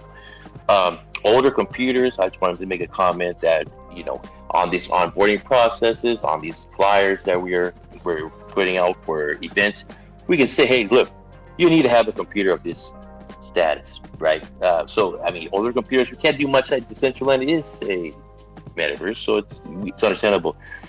And for crashing, I would really like to know the underlying causes. What are the real underlying causes for crashing? And then once we know those underlying causes, we can come up with solutions. But if they're unknown, we should know. And I can talk to that. Yeah, I can talk to that. You don't want to open that can of worms because, no offense, how are you going to fix it? Right. Okay. So yeah. But I'm just saying. So like, there's a whole platform team that is dedicated to the stability of the platform, and so exposing crash reports. I mean, look, as much as decentralized as this is, we just had a 20-minute conversation on points of interest. Right? Imagine how many conversations would happen around crash reporting and how to fix those solutions. And again, it's a situation of too many cooks in the kitchen. So, we have to trust that the foundation is doing the best they can to move the platform in an optimized direction for everybody. While there's fringe cases and things happen, we have to trust that they are doing the best they can for all of us. And we can push back on some things and say, hey, maybe this just doesn't work out. The Realm Island thing doesn't work out. But you know what? There's a lot smarter people at the foundation than me, than on this call, that know how to do server synchronization and gamified experience than we could ever give our input. And I just want to be very clear, like, as much as we are part of the foundation and the community, they are a lot more intelligent than all of us combined. So I would just put trust in the fact that what they're trying to accomplish with the platform is in our best interest, and then they're not trying to make it more difficult for people. If anything, they're trying to simplify it for a lot of people. We might not see that, but I think tipping the veil to that type of reporting opens a whole can of worms that doesn't move the needle forward in optimization. I wonder also, like, when they disclosed that there's a different server, and correct me if I'm wrong, Last, but there's a different server that you go into your backpack than Decentraland. Like, when I heard that, it just made me feel better. Like, okay, my backpack is opening my backpack when I'm in auto dance, it's going to crash me. But like, I don't need to understand anything else about like the server tickets or anything, but just kind of like that transparency that there's a reason, like, okay, there's this connection from here to here. I feel like that maybe helps people kind of feel more comfortable that there's a reason why something's not working. And like, there was a proposal this week that I didn't understand. I'm like, please explain it. Like, I don't know code, but break it down. Yeah. Like that. And I think that makes us. Yeah, go ahead, Les. No, I was just say, were you the one having problems with your parcel? I know Rooston was. right? And so there's a ton of crashing happening because of a neighbor's bad code, right? And that has nothing to do with the platform, you know? So there's so many fringe cases, especially when you're creating a decentralized platform, that like we can't always tackle every situation because a lot of the times it's user error. The reason around Rusan was somebody incorrectly put in their OpenSea token ID and Ethereum address, and so it was pinging OpenSea for the NFT image constantly and crashing the scene nearby. That has nothing to do with the platform. So, you know, little bug cases like, oh, if you open your backpack with auto dance, you know, that's a fringe case that is new, right? We created the auto dance feature that had never been done before. So there's all kinds of user generated code that doesn't, which is the beauty, doesn't require the blessing of the foundation. So they're building this path and we're just bolting on stuff left and right and good and bad. And it's like, oh, this is breaking this is breaking that. Well, maybe we need to be better coders. Just kind of an observation. Yeah, and actually, like, I mean, just building this decentralized platform, I think we are also retraining ourselves from Web 2 to where, like, I know when that happened to Rustan's build and he couldn't access it, like, you know, my first thought is like, we need to speak to the manager. Like, who do we talk to? But we're in Web 3, you know, so like I think we're also retraining ourselves. Or if we, you know, get hacked, or if our friend gets hacked, I think we have that impulse of like, all right, I got to get a solution. Who do I talk to? And so I think part of it is also just retraining us and learning that maybe there is no solution. Maybe this one is just like, we can't. This is what we asked for. We asked for decentralization, and part of decentralization maybe is not positive. Michi, you had your hand up, and then, oh, go ahead, Mr. W. Michi did have his hand up, so I don't know if Michi wants to speak first. If not, I'll go ahead.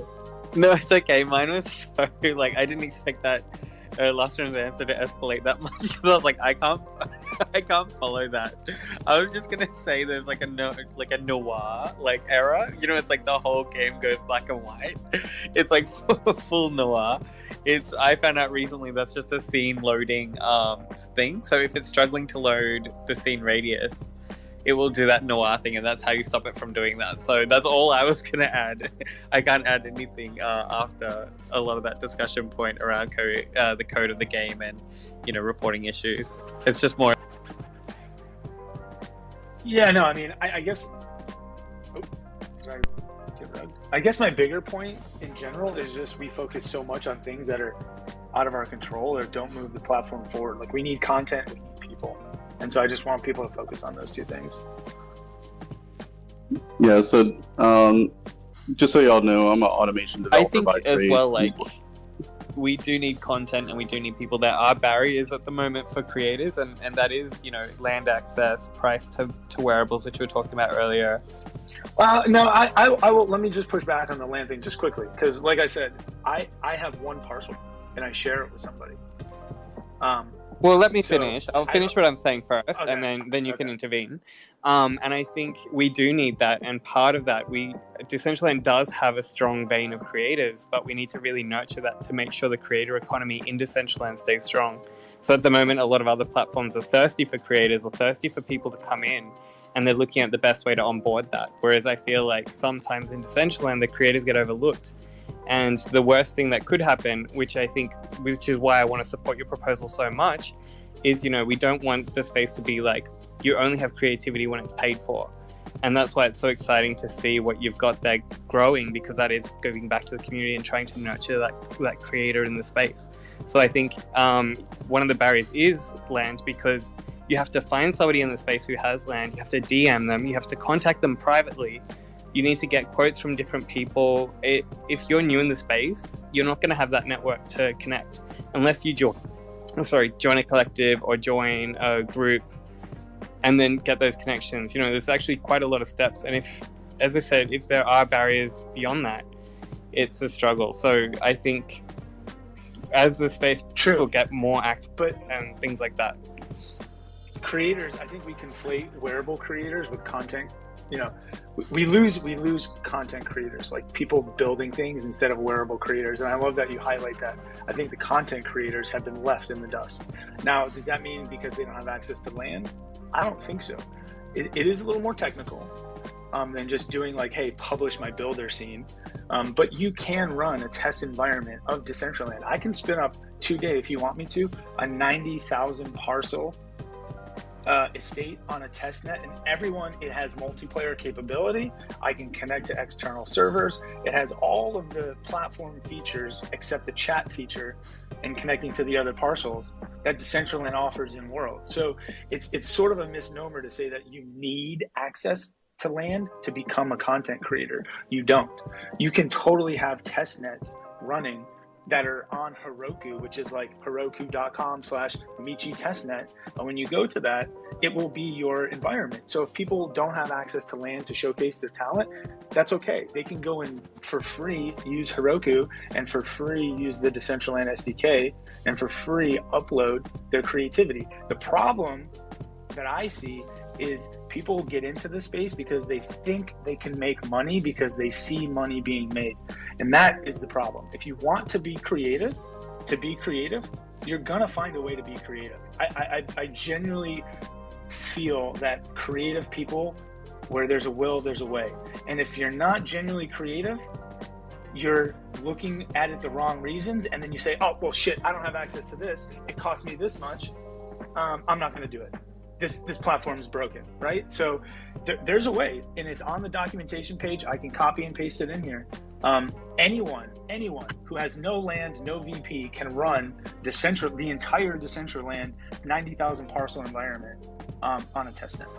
I really think though, and I'm just going to continue off that, but the challenge is creators need to pay to exist in the space, or they need to hustle and work for other people before they can actually start creating for themselves. So one of the kind of key things so what I want to create for the space is very different for what I can afford or what I can create for the space. So yes, we could do test networks and we could run it all side, and then it gets to a point where it's like, well, then I've done all this. So we just had Game Jam with 20 different games that were in the top 20, and they could be deployed all at once in all these different parcels, because even we're talking about it, there's 400 plots there that no one can access, and that's why Last Slice will really benefit to actually utilize that space and all the space that's getting wasted. So in fact, we should have actually deployed a lot of those games that were created, but instead it just was that. And I agree. My pitch to the foundation was take Gamer Plaza, and every Game Jam submission person, make it a Gamer Plaza as in perpetuity. But I want to push back on, just because it sounds like you're wanting something for free, and land isn't free. Creativity is free. And so there is a technical feat to showcasing your creativity. And maybe this again is the focus, highlighting creativity, not necessarily access to land. And that's where the Content Creator Hub is being created by the foundation. And there's some people on this call that are listed there as well, as either a wearable creator, a full development studio, a 3D modeler, a voice person, or whatever. I just think trying to democratize the access to land just because you think you want to be creative isn't necessarily the best solution. I think if you want to be creative, you'll find a way to get that creativity in front of people that then maybe they will hire you for something, but you don't need to have money to be creative. And so you might need a larger technical skill set, and maybe that is where the solution needs to be found. Or you might need to be more outward on social media and promoting yourself and your skills, right? You can create a 3D model, put it on Sketchfab and show people. That doesn't mean you need to have land. So maybe it's not this land access problem. It's more of a access to your portfolio problem. But then that's going back to my point, is creators have to hustle. That's the hustle that I'm talking about. You can't just create for the sake of creating. And that's okay, but hold on a second. Hold on. That sounds pretty lazy. Let's just be honest. That sounds pretty lazy. Lazy. After everything you just said, that sounds lazy. It's more. You're saying as a creator, all you want to do is create. You don't want to have to hustle. No, it's it shouldn't have to be a part of it. So when you publish something for the first time, most of the time you're trying to make back that money so you can make something else. Well, here's the thing. No, but see, again, here's the thing. I'm going to cut you off because you're conflating creator with just wearable creators, and then you talk about land. No, but like I'm giving an example though. Like I'm giving an example. So I'm also talking about gaming creators and stuff. So there's 20 games sitting there, and then that was all just to showcase their work and to probably hustle or something like this. So I can see a lot of hands up. I'm not going to continue on it, but it's just more, we can't deny the fact that there are barriers to entry to creating in Decentraland, and that's just it. And I think it's a shame because we lose a lot of creators that aren't looking to hustle, aren't looking to set up a portfolio. Some people just want to make for the sake of making, and we do see that a lot. And it's just a shame that, you know, I know there are rental programs and stuff coming up, but I think at the moment that's just a barrier to entry. And it's here's the shame. The shame is the outlook. The shame is the lack of tool sets. It's not the lack of access to land. It's the lack of tool sets. And I totally agree with you. There is a barrier to entry. It's not land. I'm sorry, it's not. I own no land. I hustled my ass off, and now I have people that have land. Okay? If you're a creator, okay, you're going to hustle your ass off and you're going to get your creations out there. Otherwise, you're just going to be a painter in your apartment and not showcase your paint. But just because you can't get it in a gallery, does that mean you're going to stop painting? No. Okay, so maybe you need better tool sets on how to get into the gallery or how to showcase your work so that a gallery notices you. I personally think we need better tool sets, make it easier for people to create, not to get land, but to create. Because then once it's easier for somebody to create, then we'll have more creators. And the more creators we have, the more concepts we have, and then we can get that content to land. It's not land. Everyone is so focused on land. It's not land. It's the tools to being creative, which also includes hustling and promotion of those creations. But then, yeah, I'm not gonna continue. But I just feel like, yeah, I'm not just focusing on land. I'm just focusing on the barriers to entry, and land is one of those. And I know.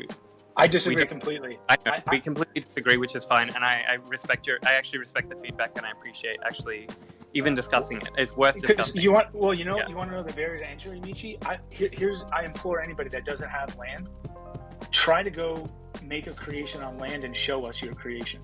Again, that is the pitfall. That is where the tool set, that's where the support needs to be. It's not, I have this amazing creation, I need to get it on land. It's the person doesn't know what to do or how to get the creation. They don't know how to spin up a Heroku server and push their content. You have to start Heroku. You have to have a GitHub. You have to know how to use GitHub. You have to take your deployment, tweak a few things, and push it to Heroku, which is a feat. And then you have a testnet. That right there is the barrier to entry. It's not the land. And so I would implore anybody to try that and bang your head up against the wall and be like, wait, that sucked. And that is the barrier that we need to fix. Not, oh, let me get some land, man, and hit DCL deploy. No. That's not it at all. I want to be very clear. It's the barrier to creating is the barrier, not the land.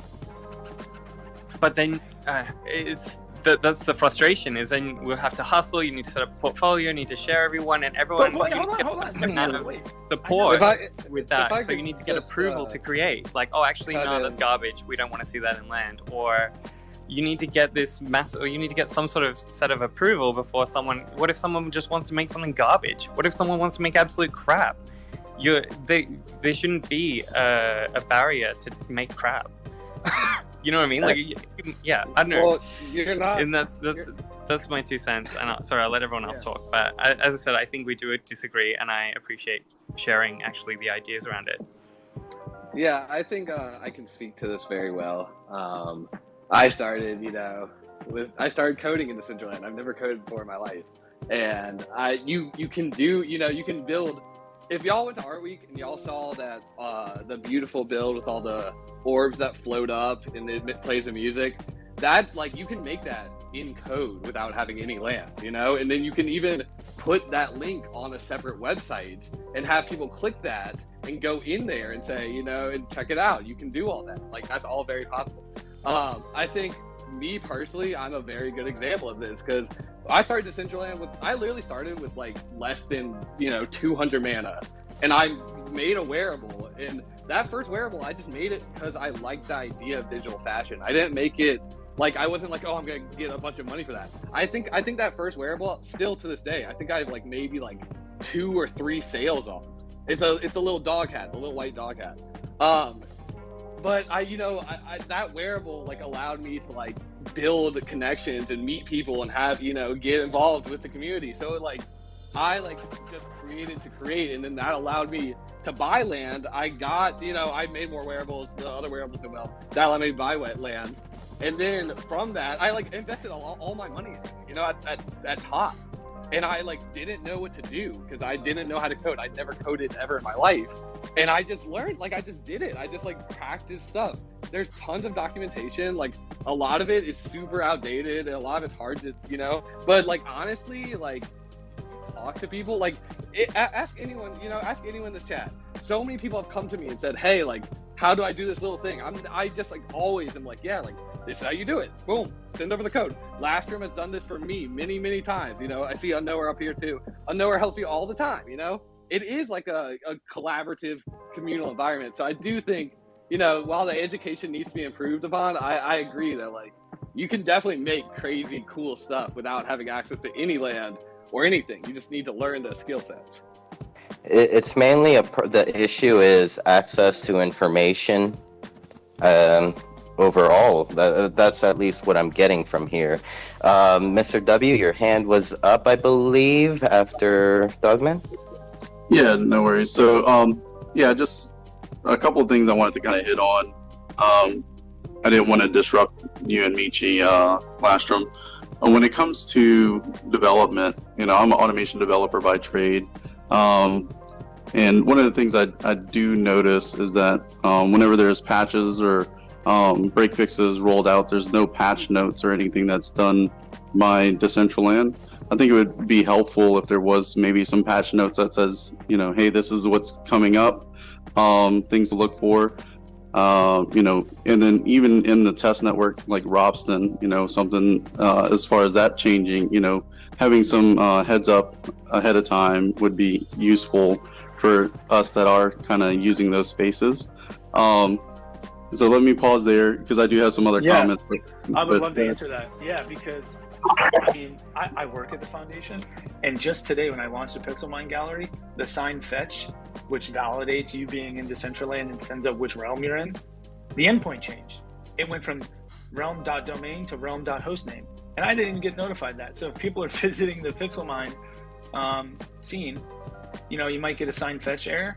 It's probably because of that. And so I had to go back and retweak it. So to your point, like in the minute, real time, I don't even get updates of these patch notes, and they're trying so hard. Again, I think that's the barrier, as Sinful might have mentioned, is the education, the tool set, the information that is available to us. I'm closest to the information, and I still am not up to speed on everything. And the Robston point, it's switching to go early. Robston's going away. So, right.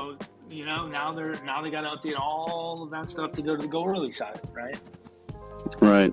Yeah. So I think just having some transparency. I know that there may be some gaps in knowledge and things like that. I work in DevOps and support, so I train developers. I know that, when the goal to have something produced is in the way, sometimes it takes away from having to do other tasks. And, there's a little bit of administrative stuff that has to go along with that, even if it does take away from the productivity. So I think having some transparency and patch notes and things that kind of warn people ahead of time is extremely useful for those that are creating and those that are within that space. So that was just one part I wanted to mention. The other part, in Michi, I love you, but me and Mr. W, we don't own a lick of land. We did a lot of networking, and one of our pieces of architecture through conversations with a landowner.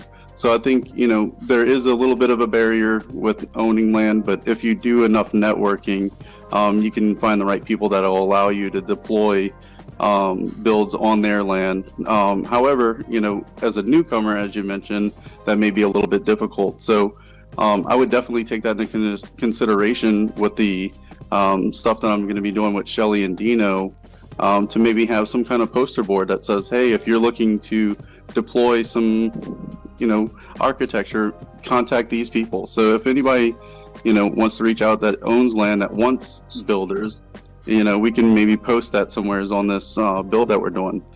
just to kind of allow people a newer way or a easier way to network. And then outside of that, Michi, you had mentioned earlier about automating processes. That's what I do for a living. So, I mentioned to you in your pre-proposal, if I knew how the back end worked, through the APIs or something like that, we could look at how automating certain processes would be able to be done. So, if we can get some more information on that, feel free to reach out to me and I'll help you pursue that with the automated side. I just want to say as well, so I think it is one of the barriers of entry, including a couple others, and so I hope that it starts to get resolved through land rentals. So any land rental system that comes through, or making it much easier for people to find the people trying to rent land and see those prices or something like that. So rather than having to DM people privately, they actually have that list, which is the DAO is actually setting up, which I really love.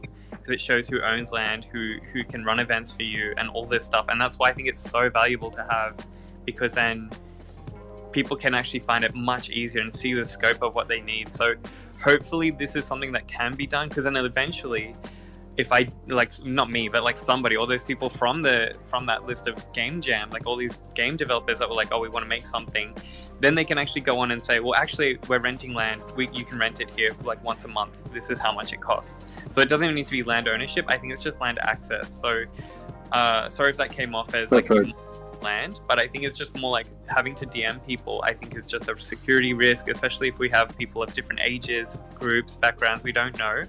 And I think it can be really intimidating for some people to actually have to contact a stranger and be like, hey, can I rent your land? Is it available? And I think that's just something to be able to freely rent. I will make it so much easier for people to just be like, I want to deploy whatever I want without having to set up a portfolio, learn all the testnet stuff, do all this other stuff. So that's where I was but you know what? I know what you're going with that. I just want to say one thing though. I did not start making money until December of 2021, and I've been in this space since 2018. So I've taken the time to learn the documentation, good or bad, to learn how to do things.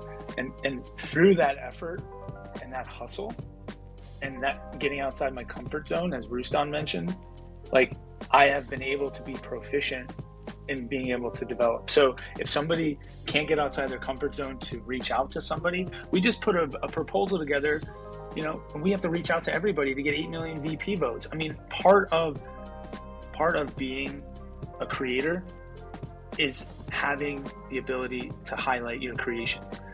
Decentraland is not prohibiting anybody from highlighting their creations.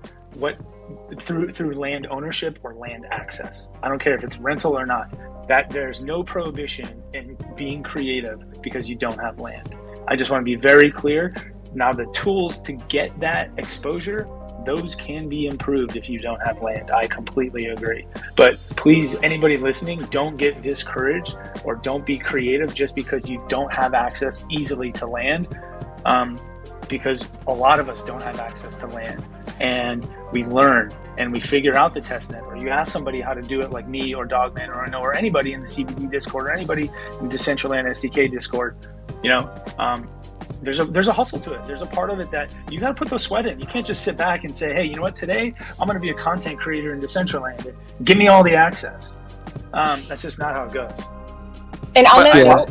There's really no creative endeavor that doesn't have some sort of barrier to entry, and most of the time it's just our own minds. I mean, if you don't believe that you can do something and learn something, then that's always going to hold you back, regardless of whether you're any kind of creative or technical or trade is going to have some sort of barrier to entry as far as having to learn and expand your skill set. I mean, even in the real world, if we're saying it's a barrier to entry, if somebody have to set up a portfolio or something to showcase their talents, I mean, even in the real world, I don't care how good of a carpenter somebody is. If they've never built a house before and they can't show me examples of what they've built, I'm probably not going to let them build my house. And I think that's kind of the same mentality that a lot of people are going to go into. But I really don't think that people who are really driven are going to be held back by land ownership for sure. If you look at somebody like Tang Poco, she's arguably one of the most accomplished wearable creators and event hosters in this space right now, and she doesn't even own the dollhouse. The land that the dollhouse is on, she's, I believe, renting that from somebody. So there's definitely, if you're willing to put in the work, and it doesn't have to be like cold calling people, just kind of engaging with the community, I think it gets people really far. So on that note, I wanted to say this with Mr. W. On the CBD Discord, there is a channel to connect landowners with people looking for land, and I know I've had multiple people use my land for free to deploy their scenes if they just want to try it out. So I will just throw that out there again, that channel is open. And then Anthony, you've had your hand up. I'd love to hear from you, and then maybe Grizzled. All right, yeah, Lastrom, we love what you're doing. We wish you the best of luck. Honestly, your success is our success. But none of this has to do with the technical ability or competence of the foundation. These are discussions of issues to put forward direction and to post a collective of user experiences during onboarding to push forward these issues onto the GitHub, to the Discord for a beautiful onboarding experience. Like, with all due respect, understandably, we don't want to see crash reports. But there is a thing where we want to know users' experiences so that we can put forward some of what we are experiencing out here on onboarding users. I totally get it. And maybe there needs to be some come to the top floor. Again, use the arrow keys to move around. Use your mouse. Now we're building this platform for us to build things, right? I guarantee. Make sure you check out the T-Rex helmet on the Decentraland marketplace and all of this stuff. And that is what the foundation has given us, the ability to do so, to have a content management system, to create, again, to carve out a business opportunity or a creative opportunity. So I want people to realize, like, we can't keep asking the foundation for things. And that's sort of the impetus for this plaza. Like, there's dead content everywhere. So we can't just expect the foundation to always constantly update Genesis Plaza, to always constantly update Soho Plaza. So that's why we were like, hey, let's get a development studio behind an idea of a plaza to constantly update it. So I guess my overall answer is we can't always ask the foundation for the answers. We need to pick and choose our battles, and then maybe find solutions on our own.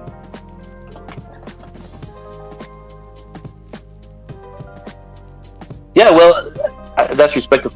I respect that. The Gamer Plaza, I really would like to see something there. And anyone, standing up to do something on the Gamer Plaza is beautiful. The Penguin Club, I'm representing them. They're connected to the Gamer Plaza. It overlooks from inside the Gamer Plaza. So yeah, of course we would love something, but let's say we want to onboard thousands of users, but only 100 or 1,000 arrive. So the thing is, there's frustration, and understandably, obviously, the Central Games wants thousands of users also. They don't want these 300 numbers. So we have some faith that, if they want thousands, they're working on attaining thousands. But we still want to voice our opinion of what we're experiencing other than the Central Games. And I respect that. I think you've spoken on the part of the foundation about what their motives are, which are good. And we'll take it from there. Thank you. Thank you, Anthony. Grizzled Gatsby, thank you so much for being so patient. I know you've had your hand up for a while. How are you? Yeah, not too bad. How you guys doing? Last from you brought up something really interesting that I think is actually kind of exciting that I hadn't heard about, which is a joint, like a hybrid SDK builder tool. That to me sounds really exciting. I mean, I think you're right. Making the tools more accessible is really important. And I think that may be the bigger barrier, that people, have to learn code. So if we had something that, it's kind of more widget based, you want auto dance on your scene, plug it in from here, as opposed to having to understand how to integrate that on a TypeScript level, let's say. So I'd love to hear if you have any insights on what that new tool would be. That's the first I'd heard of it. I think that's an exciting evolution. Yeah, look, take the builder, take Visual Studio Code, put them together, and you've got a new tool. And that's that's their end goal with where they want to go. The builder, is great, but you as It's a little lacking. Yeah. Yeah, I mean, okay, we're on SDK 6.11. The builder is on SDK 4. Okay, you can't even update your map image from the builder, right? Like you can't drag an image in and say, hey, I want this to be my image on the mini map. So again, access to the tools is something huge, making the tools better to where you're programming alongside the visual capability. And so there's been some grants. I think somebody, DCL Edit, created something pretty dope that's like a standalone software through Unity that connects, right? So again, there's an opportunity to receive some funding for your creativity, maybe make it a bigger business. But I definitely agree, this new tool, it's gonna take a while, but it's gonna mash up the builder with an IDE so that you can do both at the same time. Yeah, that's exciting because I think, like if you look at Sandbox, they've made really user-friendly tools. They might be pretty rudimentary, but they allow you to, like gamify your plot by, adding physics or other stuff that's kind of more drag and drop and a little more user-friendly for just the average user. So that, that's not really a barrier to your creativity, like to learn all of the coding techniques. If we could kind of almost like create these like little widgets that plug into your scene essentially, where even the coding isn't even really necessary for the average user. Obviously that'll always be accessible and you can do better things if you have that skill set, but making some fun stuff like that, like putting in a wearable dispenser and auto dance and announcements and stuff like that should be pretty like accessible, like even if you click the widget, it would just add the code to your scene file, right? Like that would be a really cool kind of layer to add on top. I don't even know if that's feasible. But I think MetaZone tried to do this really well. I don't know where they're at with their project, but they tried to do something like that. So yeah, I definitely agree that needs to happen. And maybe that's what our grant proposal should look like. Like I had brought up music licensing, and I know that's kind of a polarizing topic, but again, it was a view to what you were saying is that benefits everybody. I think if we can bring in, licensed music and musicians, that allows us to onboard a lot more people. We can see more content in the space that's got musical component to it. But, a lot of our grants really should be geared around this stuff because that's really what's going to get more users onboarded, right? It's accessible tool set, So I 100% echo that sentiment.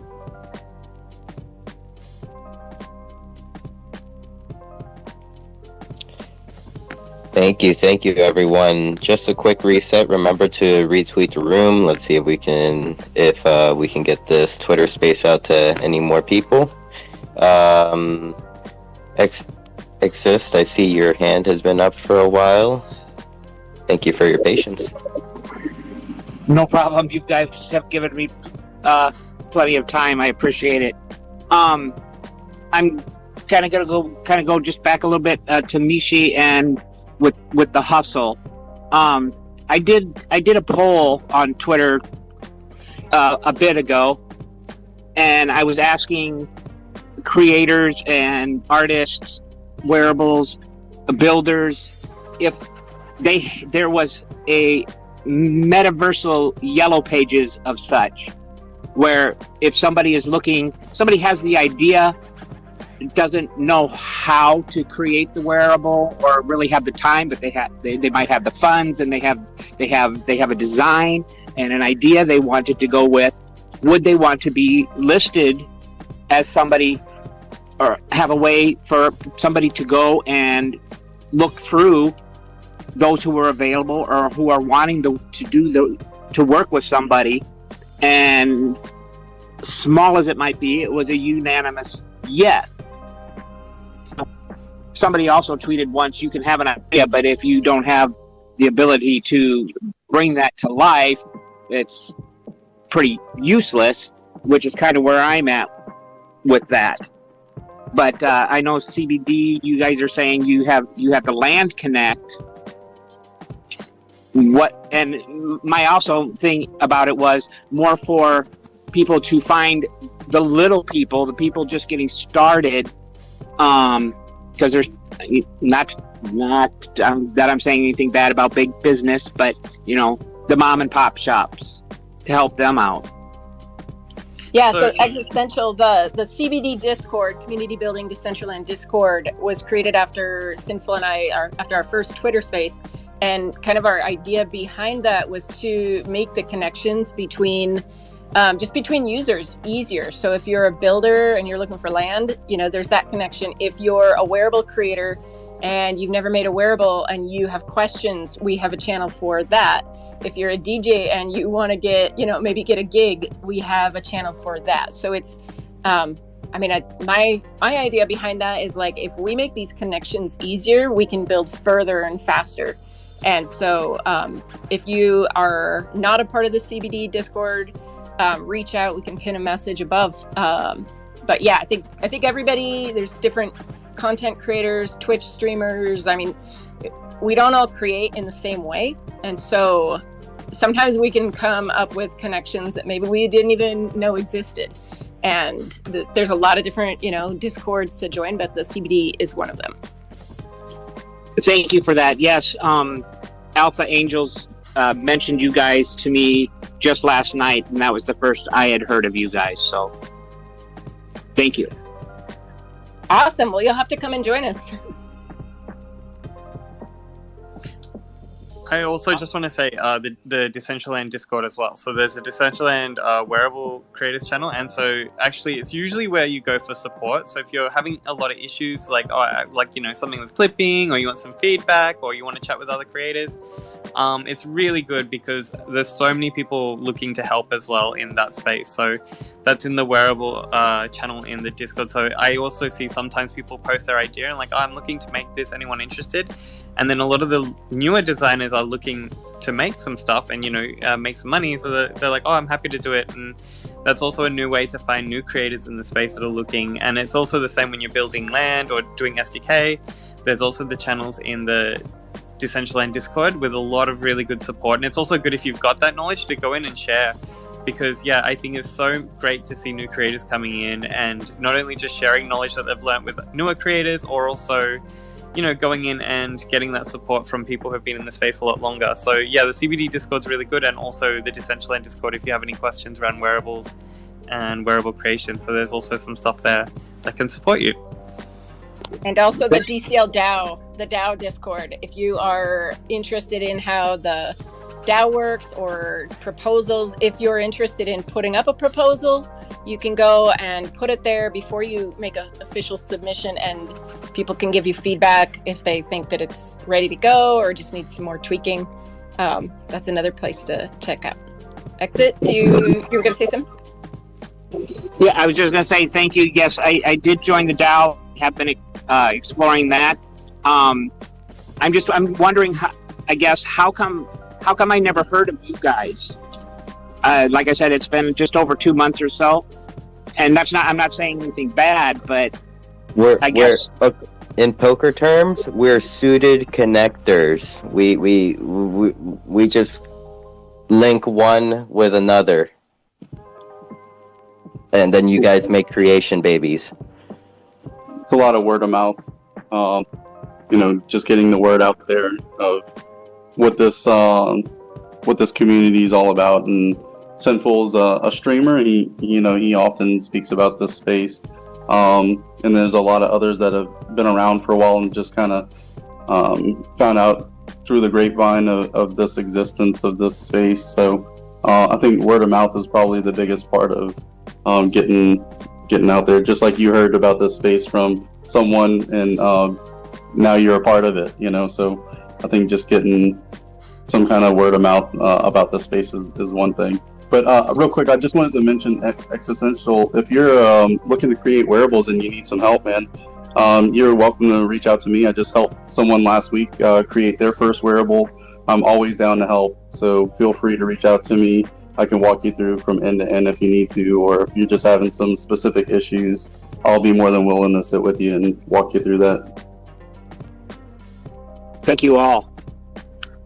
I think on that word of mouth is a good segue for me to drop off. It's been a few hours, and trying to get the word of mouth out there on this proposal, highlight it to one of the better communities in Decentraland, the CBD community, and our Last Slice community is all behind this. We have a smaller subset team working on this. So we're working on the word of mouth. We're hustling, trying to get this proposal out there to benefit all of us as community members in the larger play in Decentraland. So I really, really appreciate everybody listening and asking questions. And I'm on Twitter, I'm on Discord. I'm pretty available all the time. If you have a one-off question you want to ask about, like the crash reporting or what's next or Decentraland or how come, I'm a huge proponent on transparency and visibility from the foundation. I think we need more of that. Even as anonymous as I am, I still want to provide visibility into what the foundation is doing as a guiding light for this amazing community and platform and metaverse that we're a part of. So thank you for listening to all the words I had to say. Please check out the proposal. Please comment. Please ask questions. We're always here, and we really, really, really, really look forward to creating this new plaza. So thanks a lot. I appreciate it. Thank you for being here, Lastrom, and I mean, I look forward to you joining us in the future if it's a possibility. Yeah, and thank you for the help yesterday on that NFT frame. I really appreciate that. Of course. Cheers, guys. Take care. Let's see. UMAC has had her hand up.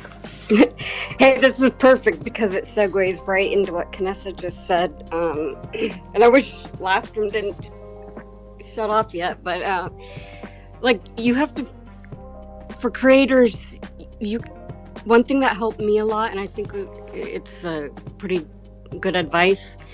I was trying to, I don't know what the hell I'm doing in Builder, and I was trying to put in images in a scene, and I was up all night. And you can't Google it because this is all so new. It's not out there. So I was in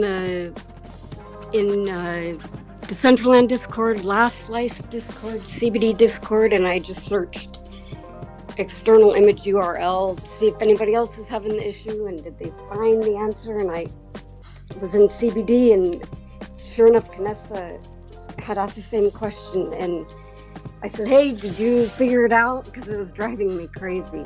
And she's like, no. And then Lastrom popped on, and he helped us both.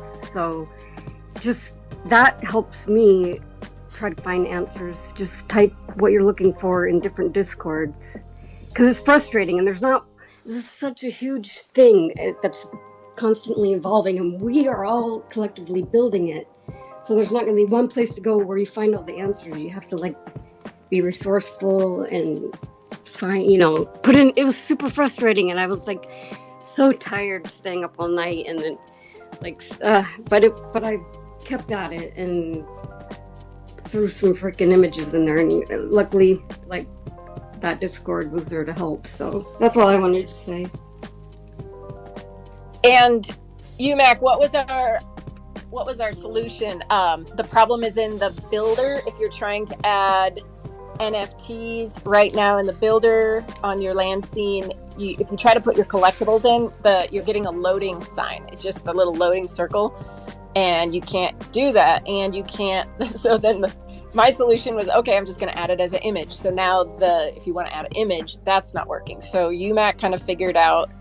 How'd you do it, UMAC? Well, actually, I didn't figure it out. Luckily, Lastrom told me, okay, because normally you add it through Imgur, or however you pronounce it, Imgur, I don't know.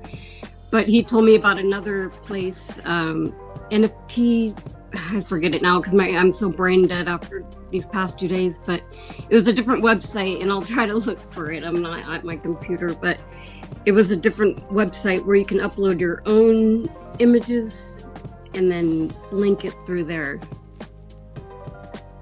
If anyone wants to know exactly, I can try to phrase it better. If you need to learn how to put images into a freaking Builder, just DM me. Yeah, or come to the CBD, because I did it a different way. I did a NFT frame, but instead of going through a NFT that I had in my wallet, I used the token address, and that worked. So just putting it out there, if you guys have issues with the Builder, come find UMAC and I.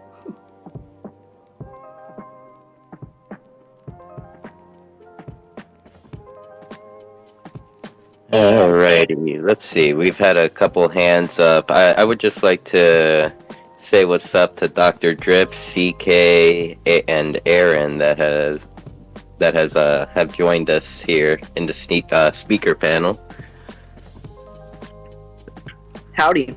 Oh wait, my turn. Sounds good. Let's see. Which one of you had your hand up first, Anthony or Zesty? I don't remember. Zesty, go. Yeah, so, Sin, you made a poker reference, and I think you know where I'm about to go with this. For those who aren't, DG is doing a sit-and-go beta. It's the second one. It started with this space, and if you haven't played it yet, you've got a little more than a half hour. Ooh. Yeah, I've been, doing that while listening to this, and it's a lot of fun. If you want any pieces of the Pharaoh set, you're going to have to play, basically. I think it'll be a nice little ice sink, but for right now, it's fun. And everybody got, if you've got an ice wearable, you've already got the credit, basically. They call it Shine. And it's really fast-paced. It's a lot of fun. I would recommend trying it. I'm jealous of you right now. What? You can't multitask? Oh, I still need to figure out how to get there. Dude, I will one day. It's app.decentral.games, and it you can push 7-2 down people's throats, and they will fold. Sounds like my type of game. Just don't worry about it. Turn your brain off. Return to donkey. It'll be fine. That's hilarious. Thank you, Zesty. Let's see. Anthony, your hand has been up. What's up, brother? Yeah, so I wanted to make a comment here. After you, Mac, I know that a lot of people in this space want to build on Decentraland. They want to make contributions. The builder has its limitations. There's quite a bit of limitations in the builder, and the builder is pretty much for simplistic deployments. Now, to go to the SDK is quite the jump. I mean, you have to go to code, and you have to really visualize it. Your build in code, but it's not that hard. I mean, JavaScript is entry programming. Not only that, you can explain to somebody how it would work. You can give examples of how it would work, and I think that it would be really good idea if there was some kind of channel on the CBD Discord about with deployments, building, and all this. Because I'll tell you something.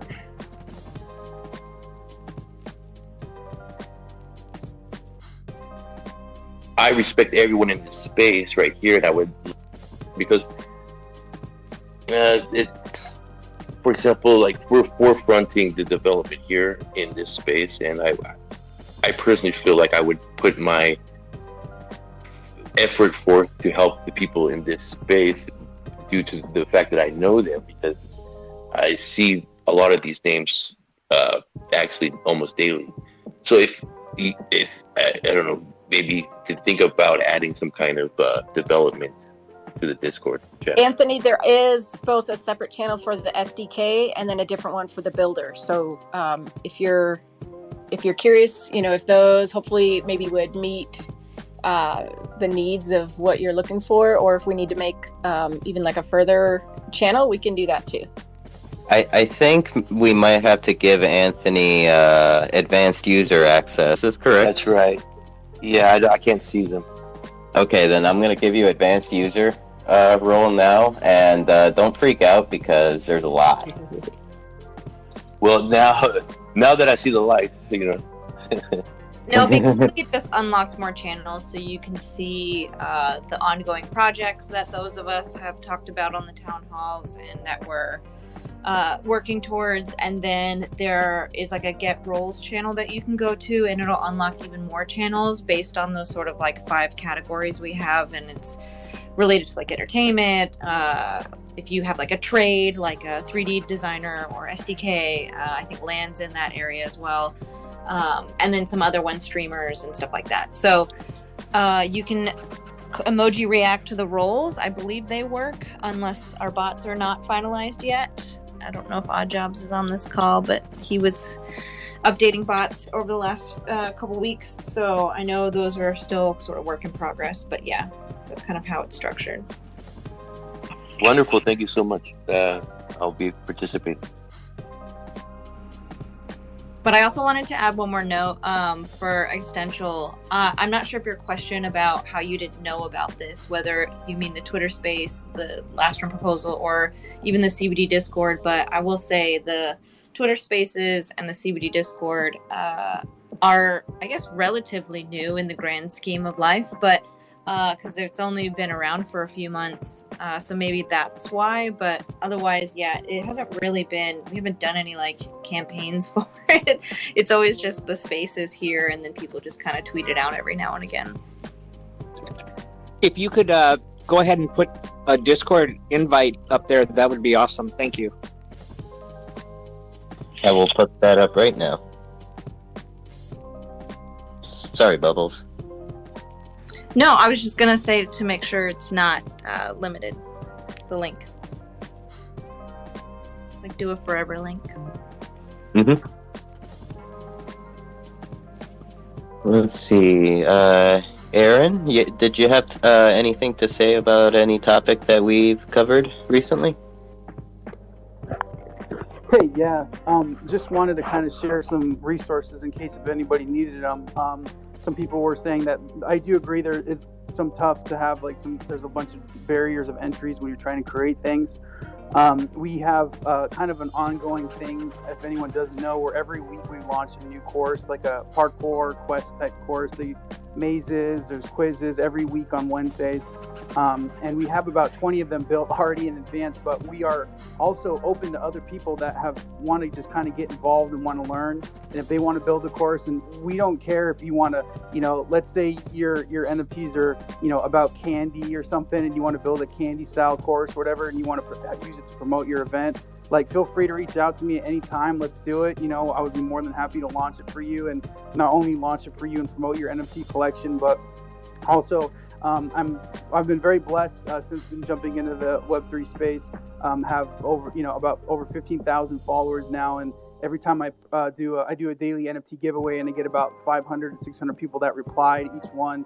And every event that I do, I get hundreds of people that not only attend, but they also post their wallet numbers and they engage in it. So whatever I can do to also utilize those resources to promote your guys' things that your guys are trying to do or create or anything, just 1,000%, always feel free to just reach out anytime. I'm more than, however I can help, I would love to. I've been very blessed just in the sense of I started off with my stuff was just as a fan. My stuff has been, my wife in my collection was a fan art collection, just making fan art of everybody and Decentraland and Web3 and just kind of doing that. And it's really been the root of my momentum. So I don't want so it's a selfish reason too. I don't want to stop that. So anything, I don't care if you have no followers or you just want to just kind of if you're like, hey, I want to build a course, but I don't know what for, just whatever, just feel free to reach out to me. I'd love to kind of queue it up and launch it and try to help promote your stuff as well. But yeah, anything you guys need, let me know. And I understand too, kind of with some of the frustrations you guys are saying with these course builders. Just something that UMAC was saying, it was one hurdle that we came across, and I think the site she was talking about was called Imgur, IMGUR. It does help, but it's tough. I hope hopefully we kind of expand on that too, building the course builder a little bit better, because just simple things as putting the little icons and URLs in different locations. I don't know, I think whoever built it was building it based on Blender because they have the arrows, but sometimes it's really hard to click on the arrows to move the things and stuff. So I don't know if I need to talk to whoever does that. Maybe I can give them some feedback. But yeah, so I understand there's a lot of frustration with that, but I just wanted to kind of second on that talk as well. But yeah, every week. So if you guys need anything from me, let me know. Thank you, Aaron. We really appreciate you coming up and contributing. I really appreciate you. Let's see. Let's move on over to Dr. Drip. You've been very, very patient. Thank you, brother. Yeah, no worries. Thanks for letting me come up. To be honest, I didn't want to interrupt all the really awesome discussions. Generally, I agreed with all the opinions, even if they were a little bit conflicting. But I wanted to say that it's really awesome that we could, disagree and bring forth these disagreements, in a positive and loving way. It was really cool to hear that. But a lot of the points that I found myself, agreeing to one degree or another, were geared towards creators and looking at, everyone in this spaces right now. First of all, so many of my own best friends in here, but everyone here, I really like. I generally like. I'm not gonna name any shout outs, but I see, lots of creators. I see a couple SDK gods in here. But I see, I do see some that are, y'all are just P2E gamers. There's gamers in here. There's investors in here. There's regular citizens in here of the metaverse, whether new or seasoned. But it seems like a lot of this group has overlapped with creators. So right now, I'd say that all these points to creators are highly relevant. But I would like to also say that there is a lot of value, especially as a community manager here in Decentraland for Vroomway.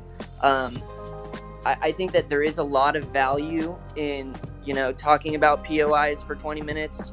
And it's really cool that the community building Discord and these spaces put on by Sinful and Kinessa exist for anyone to talk about anything.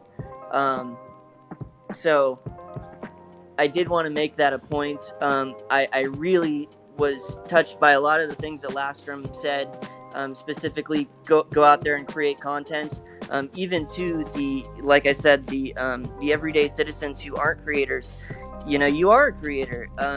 You can go and put something on Instagram, and even though you're hitting it with metaverse hashtags, nobody's viewing it, they will. Or maybe it'll become legacy content and it'll just be so cool to watch one day. Or maybe you just put screenshots on Twitter. That's content too. So yeah, go create content. But also, if you're not making wearables, if you're not jumping into SDK, that's cool too. You're welcome here, and you can bring up, whatever's on your mind here. And so I want to commend Sinful and Kinessa for continuing these spaces. And thank you for the really awesome convo. That's all I really had to say. And I like when Aaron's here. I'm a big fan of Aaron. So hi, Aaron. Oh shit! I said I wasn't gonna name anyone. Shit! Damn it. I'm a big fan of Aaron. I fanboy over this guy. Okay, pretend I said that about everyone except for Mitchie. I'm just kidding. I love you, Mitchie. Okay, thank you. Thank you, Dr. Drip. Let's see. Did we have any more hands up? Oh yes, Existential. I did pin the CBD Discord up at the top. And sorry, Kinessa, I cut you off. No, I was gonna say it's Brandon. It's the time of our Twitter space where Brandon is here. Usually Brandon talks first, and then Dr. Drip. So we're out of sync. But Brandon, how are you? Hello, blessed be the fruit. Hello, chat. Drip, you motherfucker. You took my make content for the week. You're throwing off the continuum, bro. Some shit's about to happen. You're about to end the world or some shit. Just kidding. Love you guys. I'm just making videos, which you should be doing too if you have the ability or want to. If you want to, easy YouTube how to. YouTube University. I definitely am a doctor in that. So you can be too. You have a lot of resources in the audience, and through the metaverse, you can even become a partner. If you want to check out Witcher Vodka, 10% off, Brandon 10 in my link in bio. Love you. You can meet amazing people, and you have all the resources right here in the crowd speaking. I'm seeing a lot of new people, so hello, new friends. But yeah, keep your eyes on the CBD Discord, there's a lot of good traffic that goes through there. A lot of information. And literally everyone in this room is so cute. Oh my god, I love you. And see, nobody here actually knows what Brandon does. We just have him here for his voice. So we do know what he does. He is the voice. He's the I voice. just work here. Thank you, Brandon. Biometa, what's up, man? How you been? Yo, what's up, Sen? How you doing, brother? Kanessa, how's everything? Thank you for having me up. CK, nice to see you. Mitchie Todd in the house. Brandon, what up, brother? I got that from Brandon back in the days when we used to talk on Discord. And there you go. Shout out to my boy, Brandon. And I just want to also just touch up on what UMAC was talking about earlier. I actually was walking around in Decentraland and happened to pass by the Decentraland community build and saw that you guys were live and decided to hop in. At that moment, I heard UMAC talking about the issues and with the NFT, or I think it was CK that was talking about the NFT collections having the loading issue happening. I've had a lot of issues like that going on with me as well. Just like Aaron mentioned, there is a very good app that I use myself, and he did mention it, so he beat me to the punch, but it is called Imgur, so it's IMGUR. It can host videos, pictures, and documents. So I think that's one form of way that you can include any NFT. So if you want to like input an NFT image or even save triangles with walls or floors that you can use, I've noticed that those preset assets take a lot of triangles. So maybe using those pictures as actual solid images is another form of way of saving triangles. And just FYI, using those images as like floors and walls, and when you input those image into it, it only takes somewhere between 50 triangles versus the 150 or 175 that you see on that standard build. But yeah, super excited. I just started learning how to build roughly about 8 months ago. I'm learning right now SDK as well, and I've been working with Aaron as well. Shout out to my boy Aaron, nice to see you here, brother. I've been working with him as well, creating these theme events for you guys in the Decentraland that he mentioned about, that he drops weekly.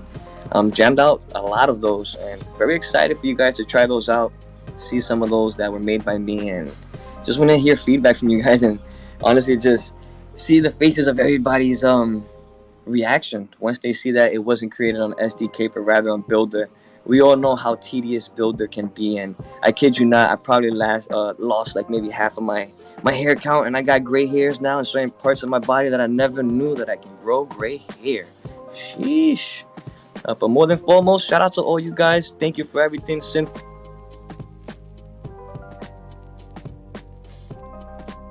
Full shout out to you, my brother. You know I always gotta come into space. Once again, shout out to my family, Meta Truckers, Beavers, love you guys. And let's be great, guys. Let's be really great. Every week I see an improvement. We're getting better and better as a community, and the unity between each and every one of us is becoming stronger. I love it. I love it. I love it. And like Brandon says, I love you, motherfuckers. You have a good one. Take care. Have a blessed one. And I love you all, guys. God bless you all. Thank you for coming up, Bio. Really appreciate you. Always spreading love, and right back at you, man. Let's see, Exist. I see your hand is up, and then Aaron. Thank you again. I just want to say I've had the privilege of previewing a couple of Bio's builds, and they are amazing. So, and I was also wondering, am I allowed to plug something for myself real quick? Go ahead. I've decided this is a good time to do it, considering it's community building. I've kind of put some hints out there. I have made a design. It includes white jasmine, which symbolizes compassion, modesty, patience, selflessness, and integrity. And I intertwined it with a NT symbol, which in Ghana it represents cooperation, compassion with each other, and coming together as a community to resolve differences.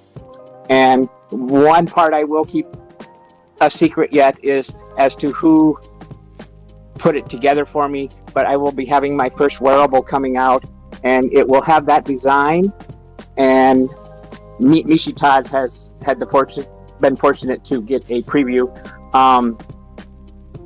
I also incorporated the Decentraland logo into it, just as like I'm talking about. Just it's been an amazing community. Everyone I have come across has shown all of those traits, and one of them also is I found important is integrity, taking responsibility for your actions, and I love just the result coming together to resolve the issues, and that's what this whole meeting has been about. But that comes out soon. I'll have a launch party, and that's all. Thank you. Thank you so much. Looking forward to your launch party, and I'll keep an eye out on the market. Aaron, what's up, my friend? Look forward to your launch party too, man. That's epic as heck.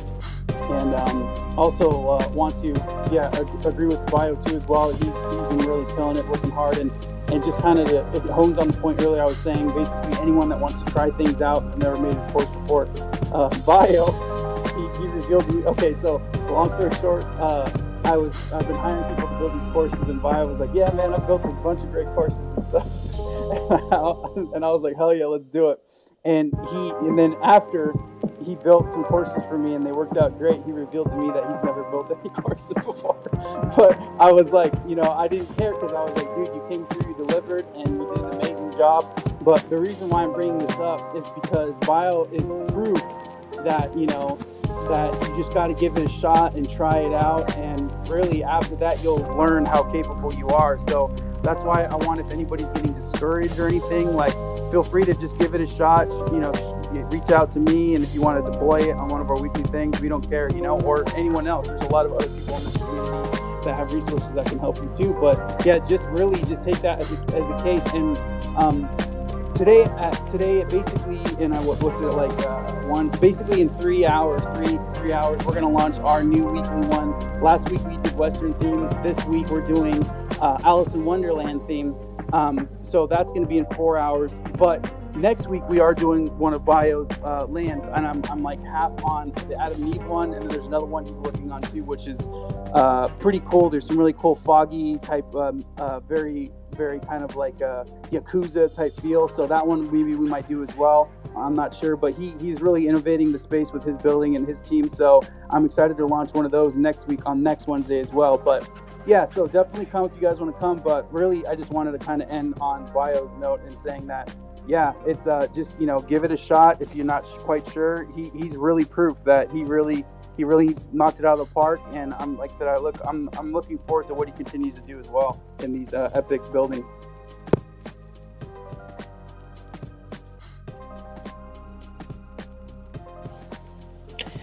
Thank you, Aaron, and once again, thank you for being here. On my screen, you're like right next to me, and I feel safe. Hell yeah.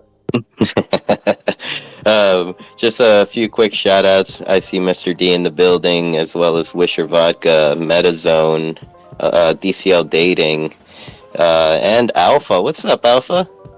So good to see everyone. Really appreciate all the support, all the love. And I see a lot of new listeners as well. If any of you have any questions about Decentraland and what we're doing here and why it seems like it seems like we're talking crazy, but we're not crazy. You're crazy. Please feel free to request. And we can just talk about VP if you want to talk crazy. We could just go down that rabbit hole and talk for hours. Oh my god. Which actually, I remember earlier when I asked Lastrom about if in the future there might be any possibility of spawning at his location. And it was funny because I wasn't looking at the DAO, but after I asked the question, I see that Esteban submitted a governance proposal for custom spawn locations. I like it. I voted on it right away. That looks really cool. Yep. I think it's basically saying if that passes, you could preset your spawn point, so you could spawn onto your land, or you could spawn to the last place that you were in game. I have a hack for that. So I do too. Is it favorite? Wherever you're at in Decentraland, if you're on the browser, just go to your favorite spot and then favorite that, and then use that to get into Decentraland, because it'll have the coordinates in the browser thing. And I was so confused because I kept spawning in the same place. I couldn't figure out what the hell was going on, but then I was like, oh wait, that's what's going on. So yeah. I like imagining that Brandon just kind of confused. What the hell's going on? That's awesome. I never thought of that. I just go into the marketplace. I never go through Genesis Plaza. I just go to the marketplace. I go to land, and then I just scroll to whatever spot I want to in like the land for sale, and then I just click there and spawn right in.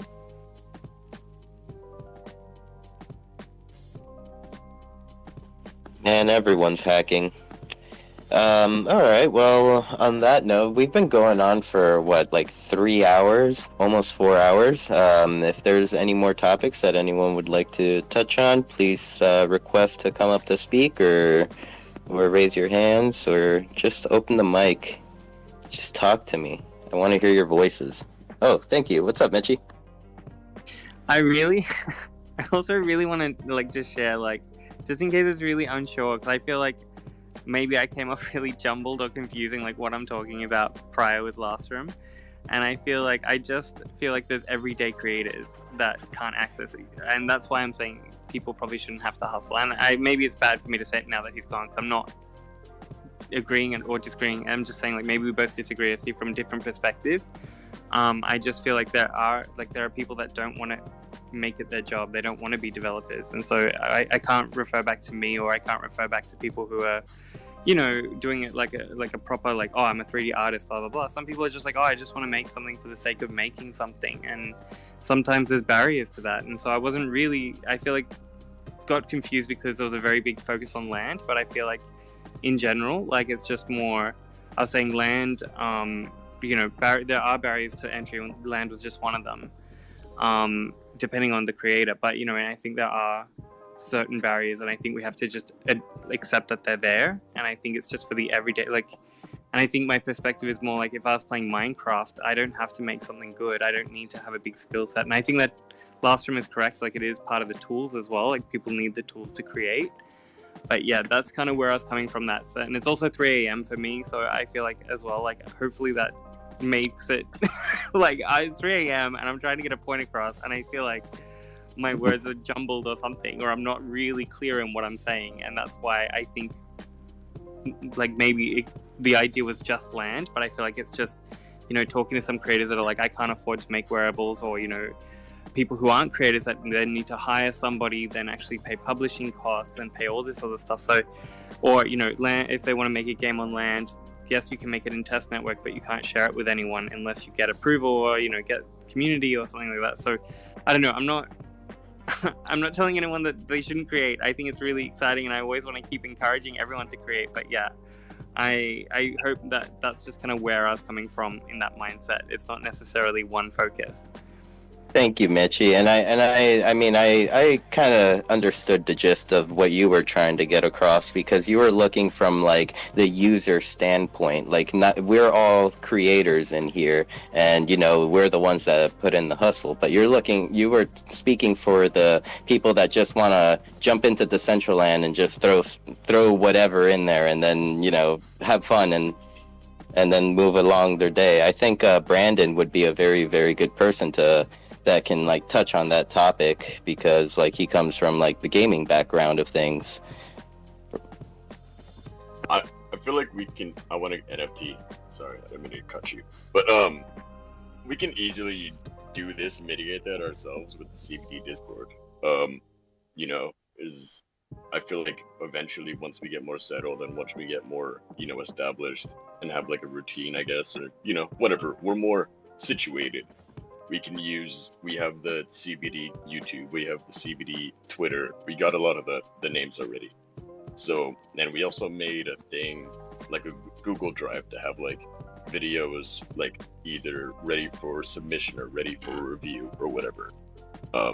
So I just wanted to put that in there, just if anyone is a small creator and wanted to eventually get their content seen by a broader crowd, eventually I feel like that is kind of the goal, is to use that YouTube to get more creators seen by this community YouTube. That's it. Love you. Bye. Thank you, Brandon. Anthony, your hand was up, and then Dahlia. I'd like Dahlia go first, please. Dahlia, the floor is yours. Hi, thank you. First of all, I joined in late, so I missed a lot, but I cannot believe you guys have been going for 4 hours. That's pretty crazy. I just started following everyone, so I hope I don't miss another one of these calls. This is so great that this community is just out there. I just didn't know, and thank you to Mitchie for uploading his designs to MetaZone. That's how I got in touch with him. But I just wanted to come in here and mention that we do have a marketplace for creators. We do cater to you guys, and we do spotlights for all our new creators, which we have a pending meeting, Mitchie. I hope we can talk after this call. I know you're busy. But yeah, I just want everyone to know, all of our metas that get uploaded to MetaZone are actually deployable easily for your customers to DCL, Spatial, and also on Cyber now. So if anyone has any questions, feel free to DM me. My DMs are open, and yeah, that's pretty much all I wanted to say. Thank you, Dahlia. It's so nice to meet you. And It's nice to meet you too, yes. Dahlia, how long have you been in the space? I have been, actually I've been for a while, but I've just, kind of looking, but it's at least been over 8 months. So it's pretty fresh. Wonderful, awesome. Do we see you in game often? Because I've met a Dahlia in game. I'm just wondering if that's you. I have the Dahlia name from Decentraland, so I don't know. Maybe we have met. Yeah, I do join a couple events. Awesome. Well, maybe we'll see you out there. Yes, for sure.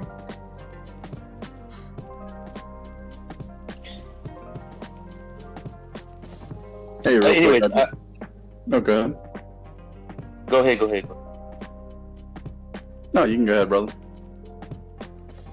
I wanted to talk about a different topic, so it's about etiquette. And I wanted to talk about going to events and etiquette, to be straightforward, chilling other places or interests in Decentraland at events. I was wondering if anyone had any input on etiquette on this topic.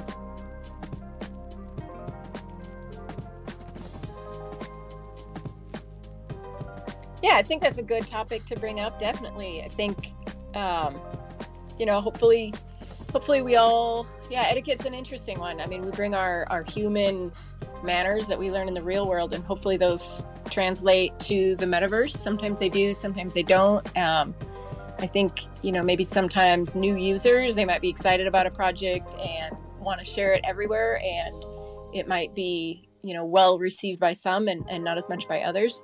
I guess I'd also like to know how people feel about that. Yeah, I believe it's a topic that should be discussed. I don't know if it would be outlined in some documentation, but I know there's some events that's happened and some people are not too happy about it. I just want to spread some respect on that topic. But if no one has anything to say about it, that's I respect that too. The thing is that will fall under time. The more we continue to do this, the more we kind of start to develop this, and this is kind of something that Tangpoko is like in the forefront of trying to like develop, like a metaverse culture. So within that will fall within the metaverse culture, where like, you know, perhaps that's a no-no, and it will like kind of you know, the new user won't exactly understand that off rip, but eventually after, you know, hanging out for so long and, you know, connecting with everyone, perhaps you know, they will kind of see the way. Yeah, I can kind of speak a little bit on how I kind of learned some of the etiquette in Decentraland, in some cases the hard way. You know, I started off in December, you know, creating wearables for one streamer in particular, and then kind of escalated from there to other community members. And you know, you don't want to just jump in somebody's stream and start shilling your stuff right away. You kind of have to build a rapport with people, and you want to make sure that they're okay with you talking about your projects, because you know, when you go into somebody's stream, that's their personal space that they're, you know, working in. And you know, you don't want to go into somebody's business, just fling open the door and say, hey, go check out this project. You know, you kind of want to ease into it, and you want to make sure you know the people that you're communicating with. You don't want to just jump in there and immediately start talking about all the cool stuff that you just built. And I know sometimes that's hard because you're excited about your project. And me as a creator, you know, that was something that I had to get used to, you know, coming into somebody else's space and being extremely excited about something, but knowing that I have to be reserved in a sense and not just start like shilling my project to everybody that's in that space, because one, not all of them want to hear about it, and two, the person that's directing that space may not want you to, you know, put your stuff out there, because they may be talking about a project that they just finished working on, that they're excited about, that they want to promote. So you don't want to take away from the space that, you know, they're in, and start having people go to this other location, you know, so you just got to be kind of mindful of that. And I would say the same thing would apply, you know, if you're going to somebody's LAN and they're hosting an event, you know, don't start talking about your event coming up or at the same time, or, you know, something like that, because they're excited about their event going on. You want to be mindful of that, and you know, with respect, maybe if you have something that you're excited about, talk to the people that are in that space, and see if it's okay for you to maybe talk about your project, you know. So just something to be mindful of. You know, some things seem obvious, but sometimes they're not, especially when you're excited and in the moment. Yeah, so I'm just planting a seed here, because when in the near future there's going to be a lot of people that are going to come on, and there's going to be a lot of words that are said that we're not going to be agreeable with, and know that there is a block button at the time, but I think some more measures will have to appear for controlling the crowd. Another thing is not to lose like you're feeling don't feel distraught or something over something happening at an event. You know, I think that we're pioneering right now in Decentraland, so there's going to be a lot of things coming up. I just wanted to plant that seed, because I think that a lot of issues are going to rise.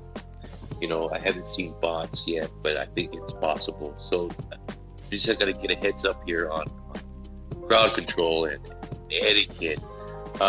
As for shilling projects, like, for example, there's nothing wrong to promote you yourself. Yeah, so, but do it in a manner that has some manners. Like, there's no problem. I really support anyone in the space, especially at this time of inception. So I just wanted to plant that seed. Glad that there's some talk about etiquette. So, because I think there's going to be a big thing. Yeah, I think the biggest thing is people need to be respectful. You know, you may not always agree with somebody else's project or opinion. We just saw an example of that earlier, but I think it ended respectfully. You know, I think just having a respect for others' opinions and creativity, even if it's not something that you would do or want to be a part of, you know, I think respect goes a long way. You know, I'm a wearable creator. Some people may not like everything that I create, but that's okay. They don't have to. You know, there's other creators out there that may fit what they're excited about and what they want. So, just having that understanding that we're not all here to please everybody, and if somebody does something that you don't like, you don't have to necessarily tell them that you don't like it. Just, don't be a part of it. Be respectful and just not say anything, or, go and do something that you do enjoy, and not worry about the stuff that you don't enjoy. The metaverse is a big, big place. And as, more people come into it, or at least not the metaverse, Decentraland, as more people start coming in, there's going to be more events, more locations, more things to do. Those are all possibilities. Would like to... oh yeah, hey, what's up, dog man? I saw that you were requesting to speak, and we were full for a little bit. Yeah, hey again. I feel awkward now because we just talked about not shilling your own thing. And I just wanted to talk about my projects really quick. Is it a cool project? It's so last CBD Spaces, we talked about making a private chat. And I kind of have worked on that. And it works. Me and Tang tested it out, and it works well in the world, but it's really ugly. But it works. So I'm gonna make a GitHub for that. So if anyone wants to download that, it's just an API, and you can it uses a allow list, so you can assign which users you want to be able to access the private chat by their name. And so I'm gonna make a GitHub for that. If anyone wants to work on that and help and make the UI a little prettier and make it a little, smoother, that'd be awesome. Because it's really, really ugly. Other than that, but yeah, please, I'm gonna make a GitHub. So please, if anyone wants to work on it, or just download it and try it out. Either way, for sure. Also, thanks to Unknower's help, I have almost gotten the API for StarQuest finished. You can now fully mint wearables, so I'm hoping to publish another wearable within the next couple of weeks, so there's more prizes. But yeah, I know it's been slow, but hopefully this week it'll be fully I'm probably gonna try to do an event or something to kick it off. But yeah, I'm really excited for where that's going too. So if you get a chance, go by and tell me constructive criticism. It should be deployed this weekend. But yeah, that's my little thing. Can you post the link? Because I'm kind of curious to see what that would look like. OX NFT mentioned he's not aware of bots, if there are bots or not yet. There definitely are bots in Decentraland, a lot of them. And when you do wearable giveaways, it can get really crazy really quick. People can, really find these endpoints and just, mint all your stuff out. So I don't have it deployed right now while we're working on the security side of it, but hopefully I'll have that done in the next week, and yeah, everything will be good. But yeah, we've done it on a local server and in Mint, and everything works. So it's a good progress for sure. Hey, and Sinful, while we're talking about shilling projects, I do have a project if it's okay to mention it. Before you go, real quick, I just say thank you so much to Brandon for making the video for StarQuest. I really appreciate it, and yeah, I just want to give a shout out because he makes great videos, and it was fantastic. So yeah, really, thank you. Told you he's a voice. Go right ahead, Mr. W. Yeah, so me and Mr. J have WJ Designs. We created this Fire Wizard pre-release card. There was only 10 of them. There's only 2 left. With it, you get a pre-released full Fire Wizard wearable in Decentraland. And then along with that, you get a unlockable content, which is vault access to 3D and 2D designs that are done by me and Mr. J. So much like the Decentraland GitHub, where you can actually extract wearables that are already weighted, things like that, you can have that same type of access, except for with a WJ design flair to it. So we're constantly adding to it, so you'll get fair share of content, and it's all done by me and Mr. J. Thank you so much for sharing, Mr. W. You know I'm a big fan of your work, and let's see, Anthony, your hand went up, and I'm sorry, did you want to say something before Anthony goes? Did you want to say something else, Mr. W? I guess it's a good segue to, you know, new wearable creators if they are interested. You know, I would be willing to sit with them and walk them through end-to-end process. You know, if they were to purchase a card, they can extract any of the wearables in there, and I can show them how to texture it and things like that. I would be willing to do a session with them and teach them along the way. Just thought I'd mention that as well.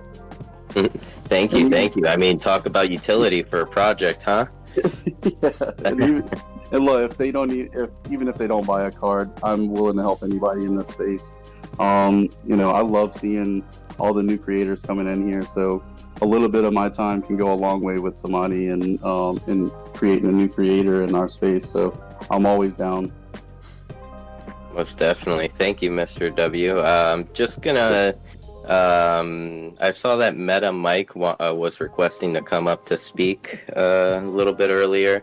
I believe he is more versed in spatial, and you know, I have had a chat with him on a Twitter space before, and I have invited him to Decentraland. So if you would like to come up and speak, feel free to request.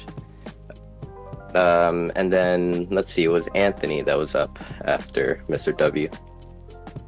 Yeah, don't get me wrong. There's nothing wrong with promotion or shilling yourself, but I was thinking about the etiquette behind it. Like, when is the best time to do, so we don't step on anyone's toes, for example. But I would love, and I don't know about anyone else, but I would love to hear about anybody's projects in this space. I mean, they're amazing. So I don't know if anyone would like to hear about these projects, but I would love to see. Most definitely. I mean, it also does get down to, like, you know, we're a community for the most part on Decentraland. So like when you hear like the same people like just going at it with the same thing, it just becomes repetitive. I do understand that part. Brandon? Hi. I'm never really one for like shilling, but I make a lot of videos, a lot. That's kind of why I tell people to start making content if they make content. We have a lot of legends up here already talking. So yeah, I make content. I am a YouTube channel creator or whatever. The link in my bio, it's a bunch of emojis. It's not a scam. It's like a link tree. So that's called a Yad. If you want to check out my stuff, I have my YouTube in my link tree Yad thing. So yeah, that's my show. Love you guys. Thank you. Peanut Butter, I saw that you had requested to come up to speak, and you've been, you know, just patiently waiting your turn. Would you like to chime in on any points or topics that we've covered? Oh, I was going to mention something a while ago, but the point is kind of long gone. But I was going to say something a few times, so I figured I'd request, but I've just been hanging out. I just made lunch, so I was kind of kicking back, eating my burger. But one thing I was going to add anyway is that you called me out here. With the custom spawn points, what's really beneficial about that nobody mentioned is in the client. I know a lot of people still use web, but with like client, say for example, you crash, like the only way you could spawn back in is go into Genesis Plaza. So having like option to be able to like spawn back where you were just at or a custom point is a lot more beneficial, I believe. But I was just going to add that in earlier whenever that was being talked about. Other than that, I've just been kind of listening in. Thank you. I mean, yeah, I did not even know that myself. And I mean, thank you for coming up and bringing it up. I know that we just like very briefly covered the topic. UMAC? Yeah, I just wanted to say real quick, I posted a reply to one of Knessa's, I don't know how to add something yet to the Twitter spaces up at top. So I just posted as a reply, It's the site I was talking about, NFT.storage. If you want to pin it at the top, just go to the tweet, hit the share button, and then at the very top you'll see Pinessa's space, and click on that. Okay, I'll try that. And then just really quick And do it on phone. I'm sorry. on the phone. Okay. If you don't ever see it, it means I didn't figure it out. And then real quick, just going back to the shilling, I just want to say that Buffalo and Gucci Toe will be playing at Cromuland this Saturday. Gary. The meme was so good. Gary's a god. It was too good. 100 likes was in like, a few minutes. Bro, it's got like 2,500 views. Last time I checked. I watched it like 10 times. I'm not gonna lie, I did too. I cried. I was up all night and then saw that and I was like, fuck it. So Meta Mike, welcome. Thank you so much for coming up to speak. How's it going? Good afternoon, good morning, wherever you guys are. Welcome. Yeah, I'm loving the conversation, and yeah, just interested in getting into more Decentraland stuff. I've been kind of secluding myself to spatial, and like we have on the shilling note, we've got a Monday metaverse Twitter Spaces that we do that has mostly been dominated by our spatial community, and is now starting to see a lot of a couple familiar faces down there in the crowd, actually, from Decentraland. So I guess my shill is come over and chill. You know what I mean? Like, as long as you have something to chill that has to do with metaverse, whether it's in Decentraland or an event or a space that you made or what have you, feel free to come over on Mondays with Colorful and Chrono. Sometimes I think are the familiar faces I see down there. And let us know, because like in our Twitter space, we kind of talk about whatever the topic is of the day, and then we spend the second half of the show for an hour kind of popping and portal hopping through different metaverse environments and experiences and galleries. And we want to start doing more of those outside of spatial. So yeah, like the invitation's open. So Thank you. Definitely interested in finding my way into the Decentraland community. I haven't really used it too much, but kind of what I found or what I thought I was seeing is that kind of felt like you got to know what's going on in here to really find where it's all at. Otherwise, you're just playing golf and catching mines and end up in the main spaces, kind of thing, right? That's kind of my. Like I said, I didn't get too deep in it, but it looked like if you didn't know where to go, it's pretty hard to get there. You know what I mean? Yeah, most definitely, and that is like kind of like the exploring factor of Decentraland. It's like not all just laid out right in front of you. But I will give you a tip though. If you press X on your keyboard, it'll take you to the explore page. Go over to the places tab. Usually like the first two or the first 3 or 4 are like play to earn games, and then anything besides that are usually like events and stuff that are going that are currently happening. Usually you'll find some people in there screaming LFG and wag me. And yes, I remember I did stumble onto your Twitter space. It read Metaverse Monday, and then I, of course, like quickly found out that it was a spatial Twitter space, and I was like, oops. No whoops. It's not necessarily like done on purpose. It's just because like the people who we're connected with just happen to already be on spatial, but so it kind of happened by default. Not that it was like manufactured that way. Like originally, to be like, I don't even want to say it out loud, but I'm a little disappointed that it's all spatial people, because I already know all those guys and I see them all day and every day in all those galleries, and I kind of would love to be having more spaces with like new people, new experiences, new metaverses. Like I want to see new stuff too, right? Like, yeah, we do the show for other people, but like, you know, I want little goodies too, you know? Like, I want to see the new stuff. I want to talk to other builders and find out what the hurdles are for building in Decentraland over Spatial or in Mona or wherever it is that you're building. Like, it's all the metaverse. It's all the same thing.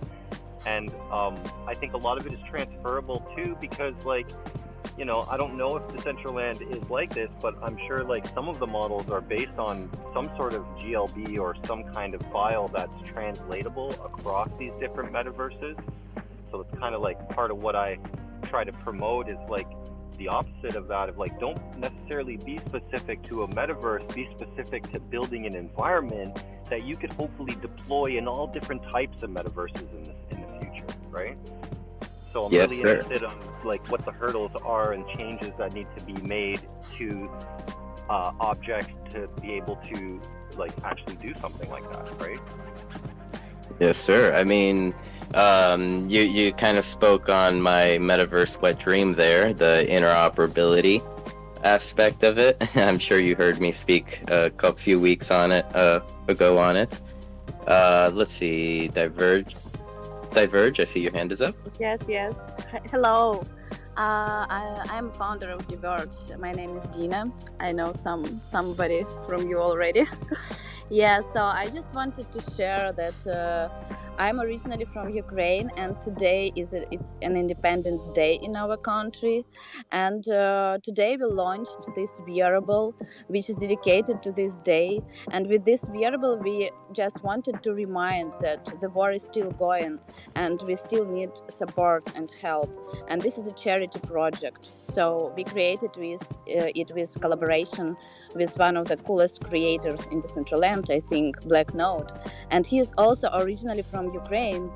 So yeah, and we are presenting this look in frames of the gallery, which is a Ukrainian gallery, and it was made for the Art Week in Decentraland. So I just wanted to share this information, and I will appreciate any kind of your support. And you know, I just pinned the tweet here about this. Well, thank you very much for bringing your project up. Really appreciate. Did you have anything to add on the topic we were speaking to Mike with? Sorry, I just joined you a bit later, so I don't know. I just joined you like 5 minutes ago. So, Yeah. I'm talking about like right before. About what? Never mind. Sorry, My apologies. I will do it earlier next time. Yep. So Mike, it is amazing to have you here with us. I would like to kind of ask you, not to put you on the spot, like, do you have any on the spot later on the spot? Do you have any questions about the Decentraland? It could be the simplest question to like how you get on it, because I know that I believe it was you that like you and I have both spoken before about like kind of onboarding each other to each other's home worlds. Yeah, like I've used Decentraland before. I don't really see it being difficult to use, and that's part of kind of why I was saying, like, I'd love to have more Decentraland people involved in what we're doing, because like back to that interoperability, in my perspective, like that's right now with any metaverse that's accessible through a website that doesn't need an app download or something to be able to access. I mean, Spatial does, but that's only for the phone. But there are a lot of metaverses that you can access through a URL. And if you can, they're already interoperable. Like, you can most definitely go from my Spatial environment, click a button, and jump into Decentraland property somewhere, as long as it was linked to a URL, right? So I think it's like, I find a lot of builders and people are having discussions of like, oh, one day, and it's like, no, it's 2 days. Like, go make it, go build an environment and put links in it that go to other environments and decorate them in a way that looks like you're going through a door to somewhere else, and boom, you've just created interoperability, right?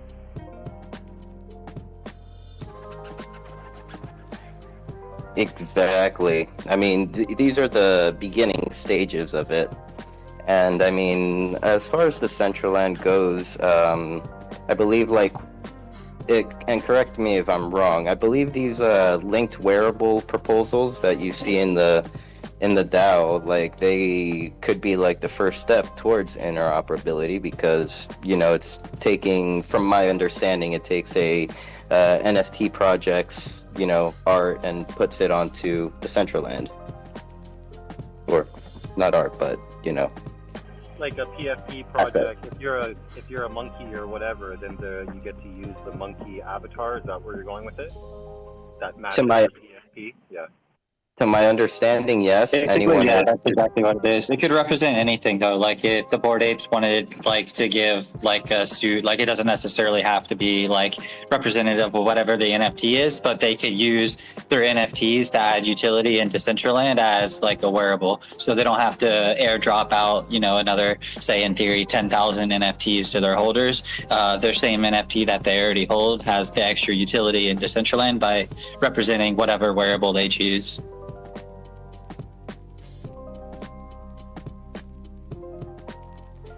Thank you, Peanut Butter. I definitely did not have an articulated answer like yours. Yours was very refined and nice. Mine was like, I think. Oh, no worries, no worries. So I would like to thank everyone once again for listening. I mean, we've been here for 4 hours and almost 20 minutes. I think. Dang it! I wish I knew what time this Twitter space started. So, oh wait, no. I'm not in charge. Canessa's in charge. I think 9 o'clock, but I think I jumped the gun and started at 8:58. Hey, it's 4:20 on the East Coast. Cheers, love you. 4:20 somewhere. I'm actually coughing my brains out right now because of that. I see we have a new person requesting to come up to speak.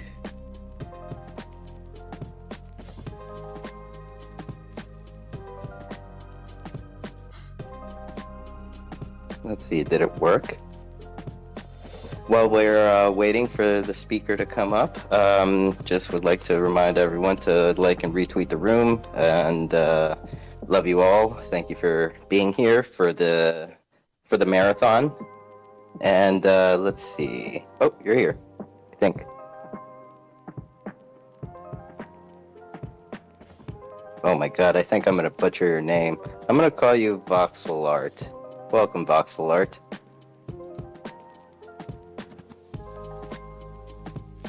Oh.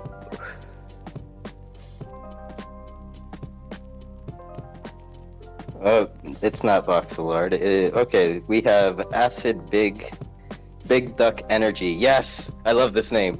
Welcome. What's up? Hey everybody, I really just came to say hi. Peanut Butter, what's good, bro? Still shouting out your streams, your channels, you know how it is, man. Hey, a lot of you in here, I know you for over a year, so it's just great to see all of you. I was like, you're hosting spaces for Decentraland? I'm like, oh my god, bro, I'm tuned in. So notifications turned on. I'm gonna be coming here more often. I see you, Mac. I forgot about y'all, either UMAC, Endo, and Nicole. I remember all the little trio, the squads. So yeah, it's just great seeing y'all. That's all I had to come up here and say, basically. They know who I am, by the way. They know who I am. I've been around for a little while. I just haven't been in Decentraland for a while because I've been in Twitter spaces, hopping around, networking a lot. But my network's growing pretty good. So, I mean, yeah, just great to see y'all. That's all, basically. Acid, it's so nice to meet you. I mean, I don't know if we've met in game before. I usually run as Sinful or Mods. Yeah, we talked before. My names used to be Audio Visualizer, Key Beats, which Key Beats is pretty well known, obviously. And then Mr. Ice Cream Man, that was me as well, too, early on. Oh man, we're talking way early here for whoa. He was my biggest supporter on YouTube back when I had like 20 subs. Yeah. I was one of his first supporters in the YouTube channel. Like, you might have seen a YouTube video of him talking about my NFT drop as well, and the metaverse too. Cat 5 was performing on stage, it was an after party for an auction I had. It was pretty crazy for my music NFT I sold in Decentraland too. Dude, that's way back. At least me speaking. And I mean, big shout out to Peanut Butter's videos because let's put it this way, guys. If it wasn't for Peanut Butter, his video where he shows you how to turn on your what is it? Your hardware accelerator. I probably wouldn't have stayed on Decentraland. So big ups to Peanut Butter. He's like the OG streamer of Decentraland, like by far one of the OG streamers. So probably the main one, honestly. Him and Kevin, on Earth, number 27. I thought it was a bunch of 9s. Oh yeah, it's 9s. It means I'm number 27 of the 9s. I was in the 27 big game into the streams.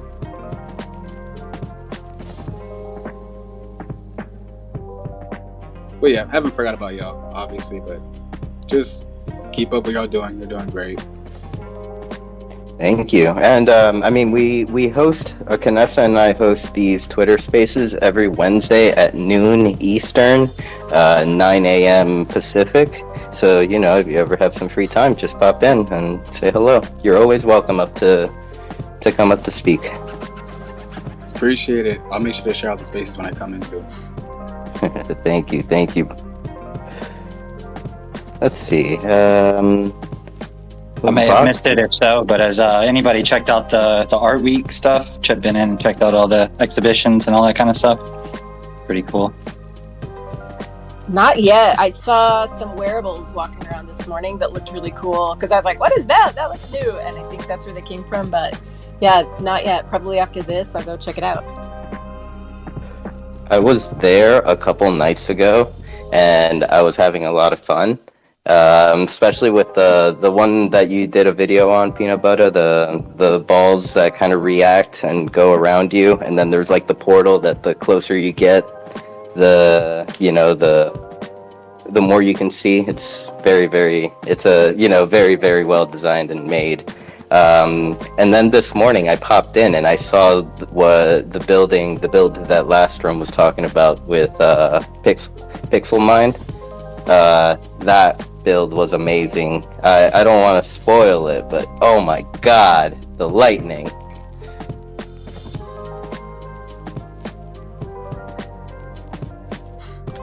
Which do you have a favorite so far, Peanut Butter, that you would recommend anyone to check out whenever I forget the name of the scene, but the one that has like the big blue aura around like the top of it, it's like spinning. That in particular is like one of my coolest things. Just like the aesthetic of that is really cool. I remember it starts with the B, the scene name, but I can't remember the name of it. But yeah, there's a lot of really cool stuff. I'm still running around and checking out and like exploring and kind of finding new things here and there. I've been checking it out for like a couple different days. I'll just like jump in for a few minutes, do a few things, and just kind of like leave a little bit more to explore. So it's been pretty fun for me personally. Yeah. I mean, just today I found out that the more you jump in, like multiple days, the more you'll see. It's just like at first I was like, okay, there's a lot of open space, but after jumping in today and seeing a little more, I was like, okay, it's gonna be more filled out. We're not done. Yeah. So they started deploying stuff early, like as scenes were like done. They just kind of like started putting things in. So there was just like a lot of holes and stuff. So pretty much everything is deployed and ready to go and all that kind of stuff now. But yeah, if you were in a few days ago, it was kind of just like little teasers here and there. It was planned like that. So people would kind of just like get sneak peeks of stuff, kind of start seeing and talking about it or whatever. Yeah, it looks pretty amazing. Like just as we're talking here and kind of getting a glimpse of what is on Twitter, like just, seeing like bits and pieces. It's pretty mind-blowing. PB, did they do this last year or is this the first year that they're doing this? This is actually the third year. So I was at the one last year. I think I have all the popes for it actually. So I'll have to like try to do the same this year. But the first one I wasn't at. That was before my time. That's awesome. I wonder if they'd ever bring back some of those old builds. Oh, probably. If you talk to Toon Punk about that, I'm sure you could get them to do something. Maybe we'll do like retro day in 2025. We'll do like retro. I'm like, remember what it was like 5 years ago, like way back when. Yeah, I would love that. Like to like redeploy like even some of like the first scenes, like where you claimed like some of like the really early on wearables, and it's just like a board on, like you just kind of like an empty scene with a board. You click it, and it's like, oh cool, I got a wearable now. It's like all of that. Yeah, just like I seen like random photos and stuff at that time, but just to like kind of see those scenes and just like have like place where you could check those out would be fun for a while. Yeah, like go back in time. Because whoever was saying that when there's a scene that lately hasn't been loading, it loads in black and white. Like that's actually a cool effect. I think Bosun this week had their scene was all white, and so it was just really cool, like special effect in the background. So yeah, maybe we could do that, like Decentraland through the years, and have all these old builds deployed. Yeah, that would be epic. All right, well, let's see. Are there any more topics? Said anyone? Yes, my man. What's up, Meta Mike? I have a proposal that I was thinking about to elaborate on this possibility of interoperability and the fact that, yeah, sure, I'm a spatial maxi, whatever, but I'd like to propose to create like a Decentraland information center in spatial, and I'd like to get some of you Decentraland maxis who really know what's going on and where the hot spots are to help kind of like import all these links and information and stuff into this kind of like Decentraland kind of, you know, info center that could potentially bring some of the spatial traffic into Decentraland. And I don't know, maybe down the road there could be something happening in reverse somewhere, I don't know, but I know what I could do on my end anyways, so it's pretty easy. And that's something that I think I'd really like to start doing. So if anybody's interested in like helping build an environment in spatial that has to do only with Decentraland property links or whatever you want to call them, and information about Decentraland, like hit me up, and I'd love to put together a little Decentraland team in spatial. Like let's mix the juices. What are you guys waiting for? Let's get it going, get the stew brewing, right? Start plowing the way with this interoperability. And I think like I said, it kind of begins with like bringing the communities together, right? Like just the fact that you or whoever mentioned, oh yeah, this is a spatial space, like let me just duck out of here, like the Homer Simpson meme into the bush. But it shouldn't be like that. It should be like, yo, I'm from Decentraland, like come check my stuff out too. And that's what we want, right? We want to be like, it's not one metaverse or another. It's like we're all these like Web3 metas that, like, you know what I mean? I want it all. I don't want one. I'm only stuck in spatial just because it's the easiest and I'm too lazy to learn anything else yet, you know? Not because I love it that much. Oh my god, yes, let's get this, let's do this. I mean, you know that I'm all about, you know, community and, you know, just spreading out there, because it's not like just about the Decentraland or just a specific metaverse. It's about all of them, and, you know, inviting each other to, like, inviting each other's communities to, like, different events and vice versa, and that's how kind of, like, exposure happens. Thank you for, wow, that's an amazing proposal. Brandon? Hello, blessed be the fruit. It's your boy. So back in the day when I was hanging out with Beavers, we made a like Beavers office in spatial. It was super cool. We like threw up the logo. We made one of the spatial offices, whatever. And I threw up the first maps of Decentraland on the walls as decoration. So we had like the alpha, and then like the old one, and then the current one. There's probably even more updated one. And that was super dope. So that looks good. And Meta, hit me up in my DMs. I might be down to help out with this. Because also in my spatial room, I have a row of all my wearables, like along the edge, and it looks super dope. And like I've even in like spatial, I have swords that I helped Big Nasty make, and you can like take the swords and like slice them around people because you can upload that file. So if you make like weapons or anything for Decentraland, you can like swing them around and use those weapons in spatial if you have a VR. So I'm with it.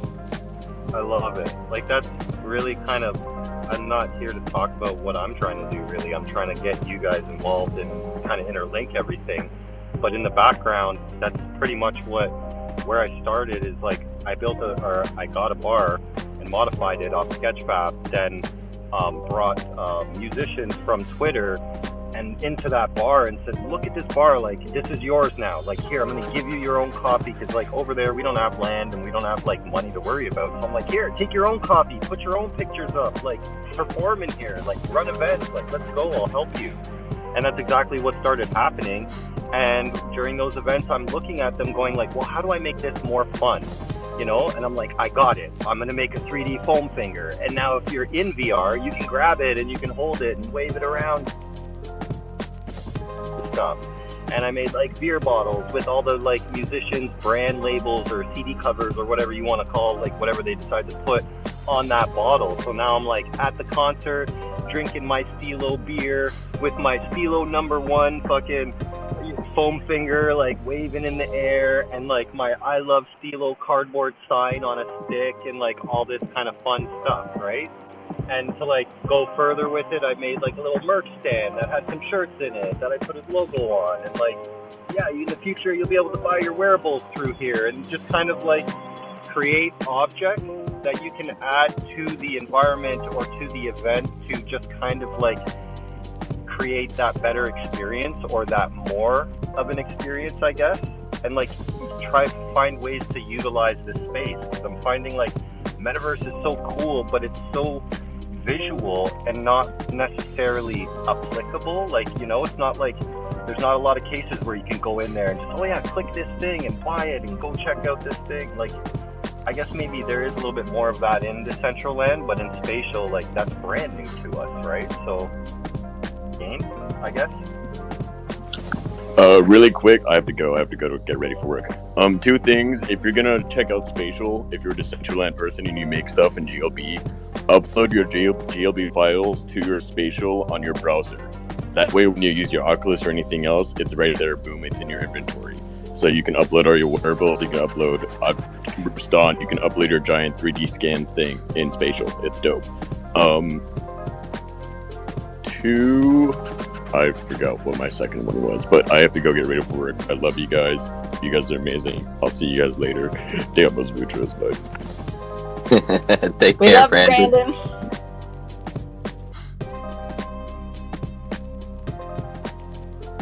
I don't want to the time here, but just to like elaborate on what he was saying, it's like a very good point. And to continue on what I was saying, it's like, yeah, if you've got wearables and objects and things, you could just drop them into spatial, like literally like drag it onto the screen and let go, and boom, it's right there and you can grab it. And sure, that has a cool factor to it, but it also has a utility factor to it, because like I've got, say, a store that has, you know, all sorts of objects that you can buy. They don't need to all be within spatial, right? So you can buy Decentraland wearables through a store that you can build in spatial that you don't have to buy land for or spend money to do. And then you can just drop all your stuff from Decentraland and create a free marketplace for yourself, where I assume that would be expensive to do, to buy land to have a store in Decentraland that you can walk through, right? Yes, if you went the straight out of pocket route. I mean, the thing is that in Decentraland, there are a lot of people with land that are willing to let you use their land for free or of little cost, like very little, just to kind of like make sure you're in the game and you're not just like holding this plot empty for free and not doing anything with it. But and like, you know, just be straight up with them. I want to do this with the land and I will pay you rent, and you know, the owner will, I don't want to speak for them, but a lot of them will let you, like, you know, it's all up to the person. But you know, it just comes down to networking, community, and yeah, just meeting people, coming to parties. And we do have a couple, you know, options of parcels that we've wanted to maybe create as a community building, Decentraland, like a hub where we'd have our resources. We have a Discord, and that has a lot of different areas where artists and creators can connect, but kind of putting that in Decentraland so that there would actually be like a 3D area. And maybe that's something that we would, you know, could easily build in there. I don't know how a teleport would work to spatial, but I'm guessing that would probably just be as easy as a link. So maybe that's something that we'd have a specific spot made up, and kind of a little description of what it is, and our people can go to your people and your people can come to our people. Yeah, do you guys have like a community calendar of some kind in like a graphic form that you could kind of share around, like say monthly or something like that? I don't know if this is something that we're just even starting to do over here. So I mean, you guys are like the OGs, right? Like, we're just the babies over here in Spatial trying to figure out what you guys have learned a long time ago, you know? No, we're babies. We're babies. We're figuring it out too. Alpha, did you have something to add? Hey, good morning, good afternoon, good evening, wherever you are in the world. Hello, everyone. I just want to say thank you to Knessa and Sinful for hosting the Decentraland Community Building Spaces weekly. I appreciate you guys. You guys are inspiring to the community. It's truly an honor and privilege to be in the Decentraland community. And I caught the spaces a little late, sorry guys, but I'm still all the value of the spaces. I haven't missed a beat. I love what's being dropped. And MetaMike, you really inspire me to come up. Usually I just love to listen here because everyone has such like amazing perspectives. I'd rather just listen and just read. But I had to come up because I've really been, what Brandon was talking about, we were like playing around with Spatial a few months ago, and it really opened us up. Like, if we could just find someone in there that could really help us the same way that we are like that source for anyone who needs like to find anything about Decentraland here, I'd love to connect with them. And then we met, like, I know Colorful and Blease, they were hosting their spaces, and that was like the true like door opening. And now like hearing about you, MetaMike, I think that would be perfect. And I know you have Metaverse Mondays. We kind of do too. Like, we have a tour on Monday, and then we have like amazing podcast at the end. We have Sinful that wraps it up at the end of the night. Maybe we can even do something like to start the week, and we can introduce you to Billy's calendar. Billy does a calendar for everyone where he has a Google calendar, and then we can just make a graphic form of that and then really share that out. But I really think, I love the idea. I really think finding people who are willing to open that door for the worlds is super important, and we should keep doing it throughout the entire metaverse. While, you know, we open up Spatial first, and then if there's a way to open up Sandbox, we go and find the expert there that's willing to, you know, teach us the ways, and then we link it back where we bring their community in and teach them the ways here. I think that's really important to, you know, pushing this entire space of Web3 and metaverse forward. And thank you again for even letting me up there. We love you, Alpha. Thank you. And I mean, I think we're creating waves here. Let's keep up the momentum. Sorry, Mr. W, did I cut you off? No, I wasn't talking. I was just listening. Oh my god, I'm tripping then. I think too much catnip. Well, I mean, I would like to refer you, Mike, to the second pinned tweet at the top. It is a link to the Decentraland community building Discord. You know, this is just a Discord that kind of spawned from like just the doing these Twitter spaces here, and you know, the community coming together and as a collective, and you know, try to connect with each other. I think might be something a nice tool for you to connect with some of our community members. Yeah, I love it. Sounds exciting. I mean, kind of just looking back and thinking differently now from the perspective after like what I just said. And I'm like, my first visit to Decentraland was, it's so busy and there's so many people, but I feel so lonely still, right? And imagine if that first experience, or not even necessarily a first, but just the experience of going to Decentraland with people that brought you there from somewhere else where you are comfortable, and now you're going as a crew, and it's like a completely different experience to have. Like, I'm starting to realize how valuable like guided tours of these metaverse with a crew is really, you know, it really changes like that first impression, even if it's not the first, you know what I'm saying? 'Cause you can have multiple first impressions now this way, right? Would you like a not lonely experience on Decentraland? What are you doing tonight at 9 p.m. Eastern? Yeah, we could probably set something up for sure. Tonight at 9 p.m. Eastern, Wag Me Wednesday is an event that kind of goes on like at a weekly basis. Every Wednesday there's Wag Me Wednesday. The community comes out and, you know, just enjoy some good music. I believe tonight is Virgo night or Virgo themed. Vanessa can speak more on that. And tonight, I mean, I'm excited. It's Sultry Dubs, her first night performing at the Dollhouse. So I'm super stoked about that. Sultry does some really good like roots reggae, and she's awesome. She's a wearable creator. She's a mom. She's Stoney's her husband. He kind of follows her around, you know. And they're a dynamic duo, and so I'm stoked to hear her tonight. Like I'm not gonna miss that. So yeah, please come party. It's a good event to come to. Yeah, I think it'll be a little different than our normal Wednesday nights. I don't know. Yeah, be there. I'm going to pin a tweet at the top and. For the Wag Me Wednesday. Just give me a moment.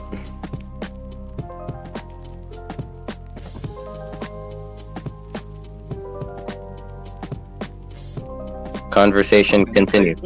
Yeah, Go ahead, Alpha. I just want to hop in and say thank you again, everyone, and thank you to everyone in here who's really listening in, and for those who are going to be listening back. There's a lot of value being here, and thank you again for you guys, you know, pushing forward Decentraland community building. I'm gonna hop over to different spaces. Meta Trekkers is having one, so I'm gonna catch you guys later. Thank you again, bros. Thank you, Alpha. We love you, Alpha. Thank you. Meta Mike, can I ask a question about Spatial, because I don't know much about it? Do you guys do wearables? Like, can you change your skins, your avatars, things like that? The whole avatar situation is being run by Ready Player Me. So yes, you can, but Ready Player Me is kind of the gatekeeper to that, and they don't have their market deployed yet where everybody and anybody can get wearables. But they're also like the biggest wearable like monster that is hooked up to like, I think it's like over 3,000 metaverses. Like, where are all these metaverses? Where's 3,000 of them? Like, I know there's a lot, but like, it's almost like becoming the metaverse directory, right? And even that too, like, it's like, yeah, come over to Decentraland, and I'm like, sweet, you know what? I think I have in my wallet. It's my first chance where I can rock my cucumber glasses, because that's all I got. You know what I mean? Whereas like Ready Player Me, I got the same dude and the same clothes that I can wear across all these metaverses that are connected to that, so you get to carry it. Now, once they have some sort of marketplace built in, that's the idea. It would pretty much be, I guess, the same as Decentraland, except for not locked into one metaverse. It's locked into like all of the ones that are connected and using that, right? Okay, that's awesome. I've heard of Ready Player Me. Michi, I have a question. Maybe you could help me with that too. I've seen wearables come through our marketplace that are really well made. Like I really like them. I see them. I'm like, oh, I need to buy that. But I can you explain, Michi? Are those from the Ready Player Me website? And I want to make sure that I'm supporting like 3D wearable artists who are creating their own, original like skins. And yeah, can you speak to that, Michi?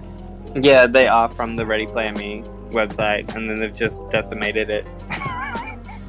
And so a couple people called it out, but they were somehow able to prove that they had licensing or some sort of distribution agreement to so it was flagged, and so as creators, we flagged it and said, hey, this is actually IP, like, can you just talk to legal? And so legal was able to actually confirm that they have permission or enough proof to say that they can do that. So I don't know how they did that, but they've done something. So it's not an official, like, it's not an official bridge, but they've done it somehow, I'm not sure. But I also wanted to add, I've also started making custom Ready Player Me avatars, and so I kind of got around the Ready Player Me base site, and so I downloaded the GLB and started making digital fashion for that avatar, and I'll be making a couple more moving forward, and one for Wilderness, which is on my to-do list this week. So bridging that kind of magical look and feel into Ready Player Me. And then that was for I talked about it earlier, not Solarium, Somnium. So I was doing it for Somnium Fashion Show this week, and it can also be used in Spatial and other ones. So you just have to manually upload it and not use it through their thing. So I found that was actually amazing. And because, like, as you said, MetaMike, they've got so many metaverses, 3,000 or all these different applications. Not only is it available, like, to bridge your Decentraland fashion and, your creations into all these other metaverses, you can use it in VR chat, you can use it for others. So when you manually do it, you'd have to manually rig the face for VR chat, but you can just use it in Spatial and Somnium and kind of bring some of your Decentraland look and feel or fashion, like the cucumber glasses as well, but you just have to do a full avatar. So this is something that I'm super excited about, and I posted about it earlier. And the Ready Player Me CEO shared it, and then they shared the other day about their kind of partnership. So they got quite a large investment to kind of grow and evolve Ready Player Me, but also open up a creator asset marketplace. So I felt like for someone coming from Decentraland, where I'm pretty independent and I can make those clothes, I think it's for me, Ready Player Me is a massive curiosity, and I think it's super exciting to see how we can continue to bridge it. So yeah, if you have any questions about that from a Decentraland perspective, I'm always happy to answer. And I think it's just super exciting to start seeing customs from Decentraland and from other spaces and how we can bridge them together, and I'm super excited. So as I said, my next one is a Wilderness one that everyone can get like the early drop, or I don't know, like I just thought it's something that's really cool, and it's going to see how can we even bridge these play to earn brands into different spaces and see how we can expand that Decentraland space. So these Decentraland brands expanding into different spaces, and how we can actually have that cross collaboration.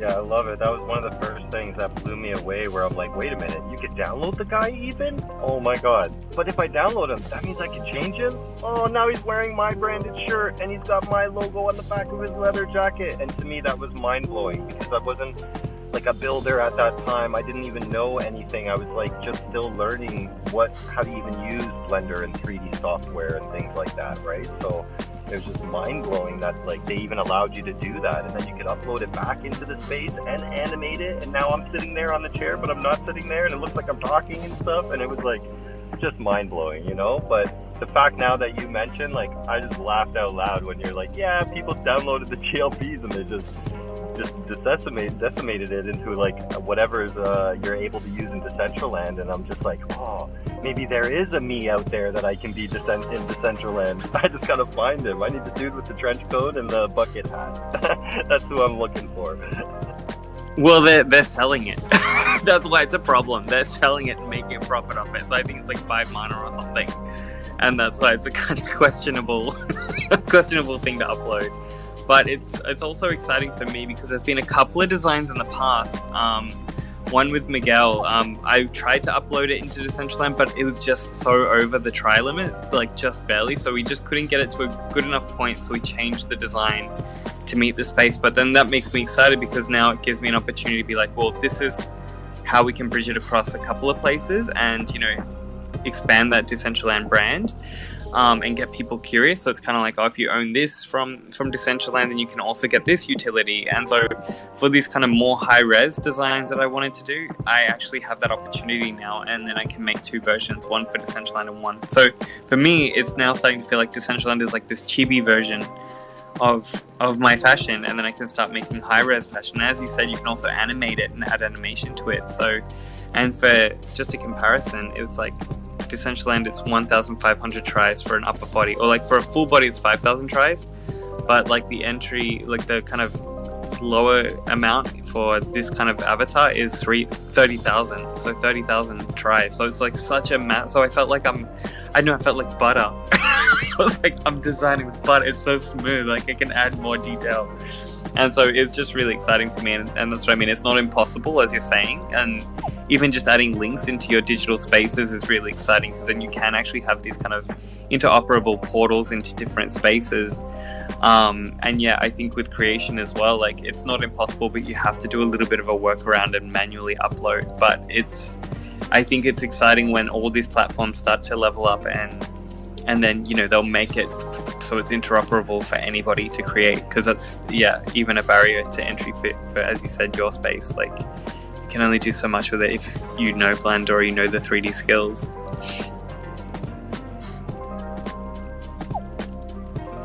Another good company that has really impressed me is XR Couture, and they have different outfits for every metaverse. I don't know if you guys saw that, like 2 or 3 weeks ago they did a big release. They sold them during Fashion Week in March in Decentraland, but it's really cool because it's the same dress but in each metaverse. So like Sandbox is super pixelated, like Minecrafty, and then there's Decentraland, and I think Somnium, and maybe Spatial, but it's like the perfect example of how it would look in each world. And you know, they have to change the dress, or this one was a dress. They have to change the outfit every time they jump to a new metaverse. But I would love to see that, because then you buy that dress. Like that dress, I bought it back in March, and then they've added utility. Like they've added this component, and then they've also added like AR features, so I could, you know, hold my phone up and be wearing it in IRL. And so like, yeah, XR Couture, they're really kind of killing it at adding extra utility after you bought the product, and it's a pretty dress. And their website was really good. So I've actually been following XR Couture as well, and I'm also with you, Vanessa. I was like, oh my god, this is so good, and I shared it in a couple places, like the shots from their event where they had like their Decentraland avatar next to all the other ones, and it's so exciting to see what they're creating. So they're actually like also an established brand doing all these really innovative things, as you said, with like AR and different kind of brands in the space, like NFT brands. So I'm super excited. So if you haven't checked them out, it's XR Couture, and their website is really like clean, and yeah, it's super exciting to see people do that, have that. But just also showing it together, like in a gallery, like showcasing, like this is my outfit in this, and it feels like what's that parcel near Baby Dolls? You know, Tomasu. Tomasu. Okay, yeah, Tomasu. Okay, so like, Tomasu is the one that showed me XR Couture during Fashion Week, so he's the reason I bought it. And on their website, they don't sell in ETH or Mana. I think it was. I can't remember what it was, but anyway, yeah, I don't even know. Yes, I did not convert the funds. I just got it, so I don't know how much it was, and I haven't done the math yet. But Tomasu, gosh, yeah. So if you want to go try them on or see them, go to the Baby Dolls and across the street. I'm sure everybody knows where Tomasu's land is, but they got a different dress than I did. So they're really rare to see any of the XR Couture stuff in world, because you can't buy it on the marketplace. You can't buy it, I don't know about OpenSea, but you have to buy it right from the website. And so that's the first time I've kind of seen that, where a little bit extra hurdle to get it, but it's been really cool. Can't wait to see what else they create. And you've been to Tomasu's land, Michi?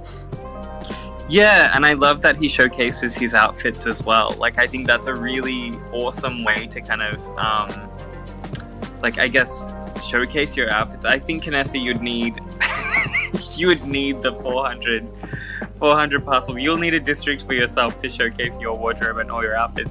But I think it's interesting to have that, and I think we're talking about it. Tomasu's are breathing. You know, I think like he's made the avatar breathing on his space, on his land, and so, but it's really cool to see everything together from like L1s to like more common ones. It's really cool space.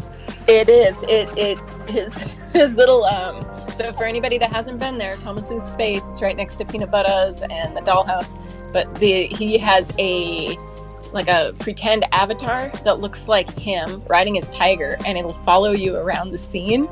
And you're right, it breathes, but I don't think it has eyes.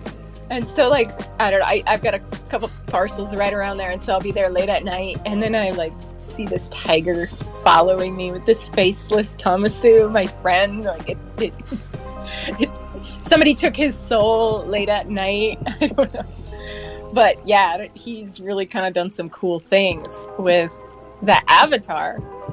Yeah, and actually, like, I found that avatar way out in the woods near, like, behind the dollhouse, and it wasn't Tomasu. It was just him, like, faceless Tomasu out in the wilderness behind the dollhouse. I guess that's time, like, when I should log off, when I start, like, hallucinating and seeing things like that.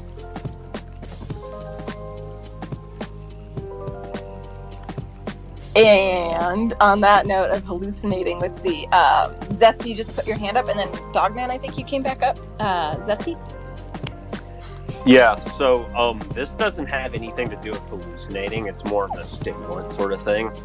The new S&G beta just ended about an hour ago, and holy shit, I'm hooked. It's so much fun. I love to hear that, Zesty. Can you get some more shine? I want the price of my ice to go up. So please, we need people like you who love it. So let me put this in perspective. So I live like, because my state has like basically like Nazi tier gambling laws. The nearest casino to me is like 3 hours one way, and so like at the current ice prices, like 12,000 ice is about $102. I would rather set fire to 12K ice just to have a nice even number of shine, and just spend a day donking out with that, and just say fuck it, whatever happens. It's about the same. It's about the same, feel. I get the same like dopamine rush, but I don't have to like drive or like deal with like getting around elderly people going to and from penny slots with their walkers. So Zesty, I'm just seeing a lot of new faces in our crowd, and so maybe I think if you didn't know what ice poker was, you would just have made totally no sense whatsoever. I mean that. But yeah. So let me just recap. So yeah, ice poker is yeah. Go ahead. You want to explain it or show? I was gonna say, you're the ice queen. I'll defer to you. My brain's still a little scrambled. Hey, I'm like Elsa. I just try to let that shit go. So ice poker, it's a play to earn poker game in Decentraland, and they just opened the sit and go tournament, which now you